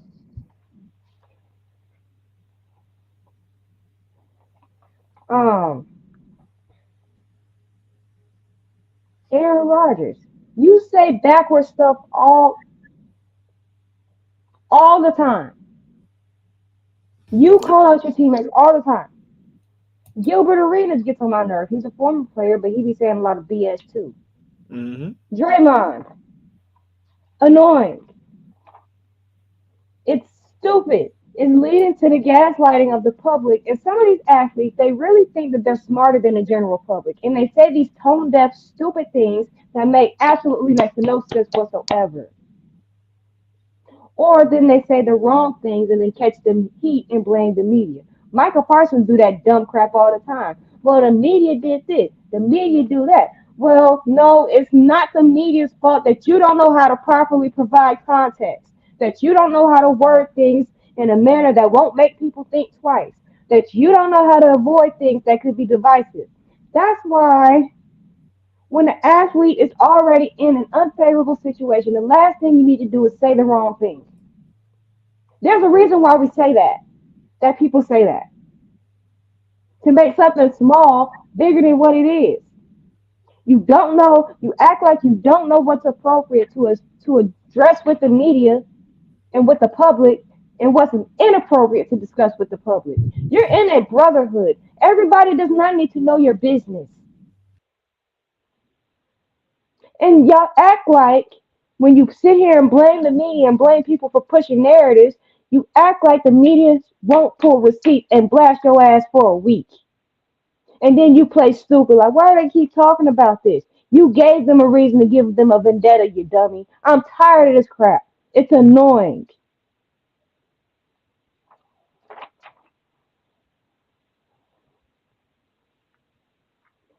Devontae Adams looks stupid, by the way.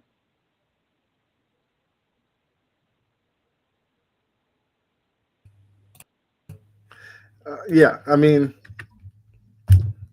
he got out of one, I guess, bad situation just to enter one that's probably even worse. So, Anthony, this was your last question. Do we think it's drama with AJ Brown and Jalen Hurts? Yes. Yes, absolutely. It's not a good look, especially when you are a 2 seed in the NFC, potentially fighting for the 1 seed, and we're having to hear that your wide receiver and quarterback aren't seeing eye to eye, and it's a For wide the receiver second that's year in a row. right, and it's a wide receiver that's had a little bit of history with stuff like this, and with everything with Sirianni and all that, like it's not something that I wanted to hear. So yes, it's absolutely drama. I would put in Tyrod Taylor. Heck, they can't get any worse. I mean, look at the Jets. Had stones. They'd sit Aaron Rodgers. They basically said we don't want him back. So why have him play out the last 4 games of the season? For what? I do it just to get him killed. Eh, See, but I'm a little wicked. I'd send his butt right on back out there behind that porous offensive line. This is what you get. Play, and you won't be back next year. that's fair. Yeah. I mean, yes. Him in a situation that he helped create. Yes, he should be forced to play. But if you're not going to win games with him, sulk whether he plays or he doesn't. So at least you put Tyrod Taylor out there. Maybe he shows something. Obviously, he's not your future, obviously, but Can maybe you he imagine smooths the some of clown those guys that show? are on that team that can't stand Aaron Rodgers right now. Right. Can you imagine the clown show? The circus that would be coming out of New York if Aaron Rodgers got benched? I'd have my But popcorn ready. if I'm the Jets, I would look at it as, look, we are taking our team back. We tried this Aaron Rodgers experience for 2 years. Last year was a complete waste because he got hurt. This year, you could basically call it a waste. Like if we wanted a season like this, I'm saying we. I'm not a Jets fan, but as Jets would be like, if we wanted a season like this, we could have kept Zach Wilson and had a season like this. Mm, they probably would have won more games. Yeah, we could have went and got old man Joe Flacco again. Probably would have had a better season than this. But Aaron Hmm. Rodgers is supposed to be, Hall of Famer, former Super Bowl champion, multi-time MVP. He was supposed to come in, take a team that had a great defense, really good weapons on offense, and make it work. And you could say he's made everybody worse. The run game has taken a step back. The wide receiver group step back. The defense step back. Like you got to just be done with him. Thoughts on UNC hiring Bill Belichick? Already got number one quarterback commitment 2026. Multiple four-star portal players for next year. 10 million a year was way too high. Saban was making 11. Kirby's making 13. I love it. I mean, I think it's gonna be cool seeing Belichick on the sidelines for North Carolina. His dad was an assistant with the Tar Heels, so this could be something where means a lot to him as following kind of the footsteps of his dad. I'm interested to see what kind of staff he takes to North Carolina, but, He already but keeping Freddie Kitchens. mm-hmm, And he yeah, already got somebody else. He's mm-hmm, putting together the staff. yeah. I think he's So going to do I pretty would good. not be surprised if next season you don't see North Carolina late in the season playing meaningful football. Don't I'm not going to say they'll necessarily be like a playoff team right away, but his time down there, he'll have North Carolina in the playoffs. Do we think Rogers Do is I changing think? the plays? I think Absolutely. he I think he's ingesting too much ayahuasca before games, and he's going out there hallucinating. I mean, Peyton Manning used to do it. They call See, running they call running plays down around the goal line. He'd switch it to passing plays. Like, yeah, I absolutely think Aaron Rodgers is doing that. But all right, so the last thing before we do get up out of here, because wanted to show this. So we have a new spot for articles and everything. You go to it's in the description, but you go to WordPress. Well, it's passion and precision sports blog .wordpress.com. I know it's a lot, but it's in the description. We have a couple of new articles up there. I did one on Gerard Mayo. Jory did one on the Titans and the state of affairs, which, hold on. If I switch to this view, you'll see it. There. State of the Tennessee Titans. Like I said, Gerard Mayo, got one by Eric Bieniemy and all that. We will try to upload articles pretty regularly, but you guys go over there. You know, I believe in this, you subscribe to our blog and get some more content from the show when we aren't live on here. So we want to let you all know that we have that up there. Go check it out. Check out our latest articles. Would love to hear from you. There's a comment section under the articles. Let us know what you thought about them. We would greatly appreciate it. So that was the last thing I had before we got out of here. I guess anything you want to add about the blog or anything you got going on before we get out of here? tune in this week for more videos on Dory Short Stories. I have a Lakers video coming out. And the same article that's on the blog, I have a corresponding video to that coming out this week, finally. And There you then I'm gonna introduce on Jory Sports Stories like six, like every so often. I do six random teams in the NFL. Yeah, it took me 2 weeks to write it. go. Hey, Anthony, appreciate you going over there and checking it out already. So yeah, I'll have that video coming out. I'll be doing a little series where I just talk about six random NBA teams. Get a little spicy. I wouldn't. I'm gonna dread the day I have to do the Wizards, Mhm. but yeah, that's all I got going on. I ain't gonna keep you too much longer. Yeah. Now, John, I will say the Gerard Mayo article. You can check that out as a Patriots fan. I talk basically directly to those who think Gerard Mayo is some major failure. I talked about that in that article. And for Anthony, it's not as long as Jory's. So, if you want to wait till the morning to start Jory's, like mine's is a quick read. Um, Yeah, I'll be having a lot to talk about. no, I So mean, I read through it, like it's a lot of good information in there. It's a lot of breakdown. Coming from Jory as a Tennessee Titans fan, like he breaks it down for you. So it is a good read for sure. And like I said, we will definitely try to kind of have the content regularly going up on there. Like I'm trying to promise that I will do at least an article a week. Some weeks you might get multiple ones, depending on how I'm feeling. But I'm gonna try to do at least one a week, and it won't necessarily be all like Patriot stuff. I will talk about some other stuff on there. If you guys have some suggestions for us on stuff you'd want us to maybe do an article about, you can let us know as well. I do have a playoff one. I have an idea for a playoff article, but not gonna spoil it. Yes, Cannot spoil it. yes. So there you go. That's what we have. So check that out if you want more content from the show. As Jory says, she's got Jory Sports Stories where she'll have some other stuff going up. For me, I do have chomping at the bit. I was kind of in the process of switching computers and stuff, so it's been like a week or so since I did a video. But the new computer set up and everything. I mean, this is the first stream I actually did on the new computer. I thought it went really well. So videos and all that should be back on my channel probably starting Monday.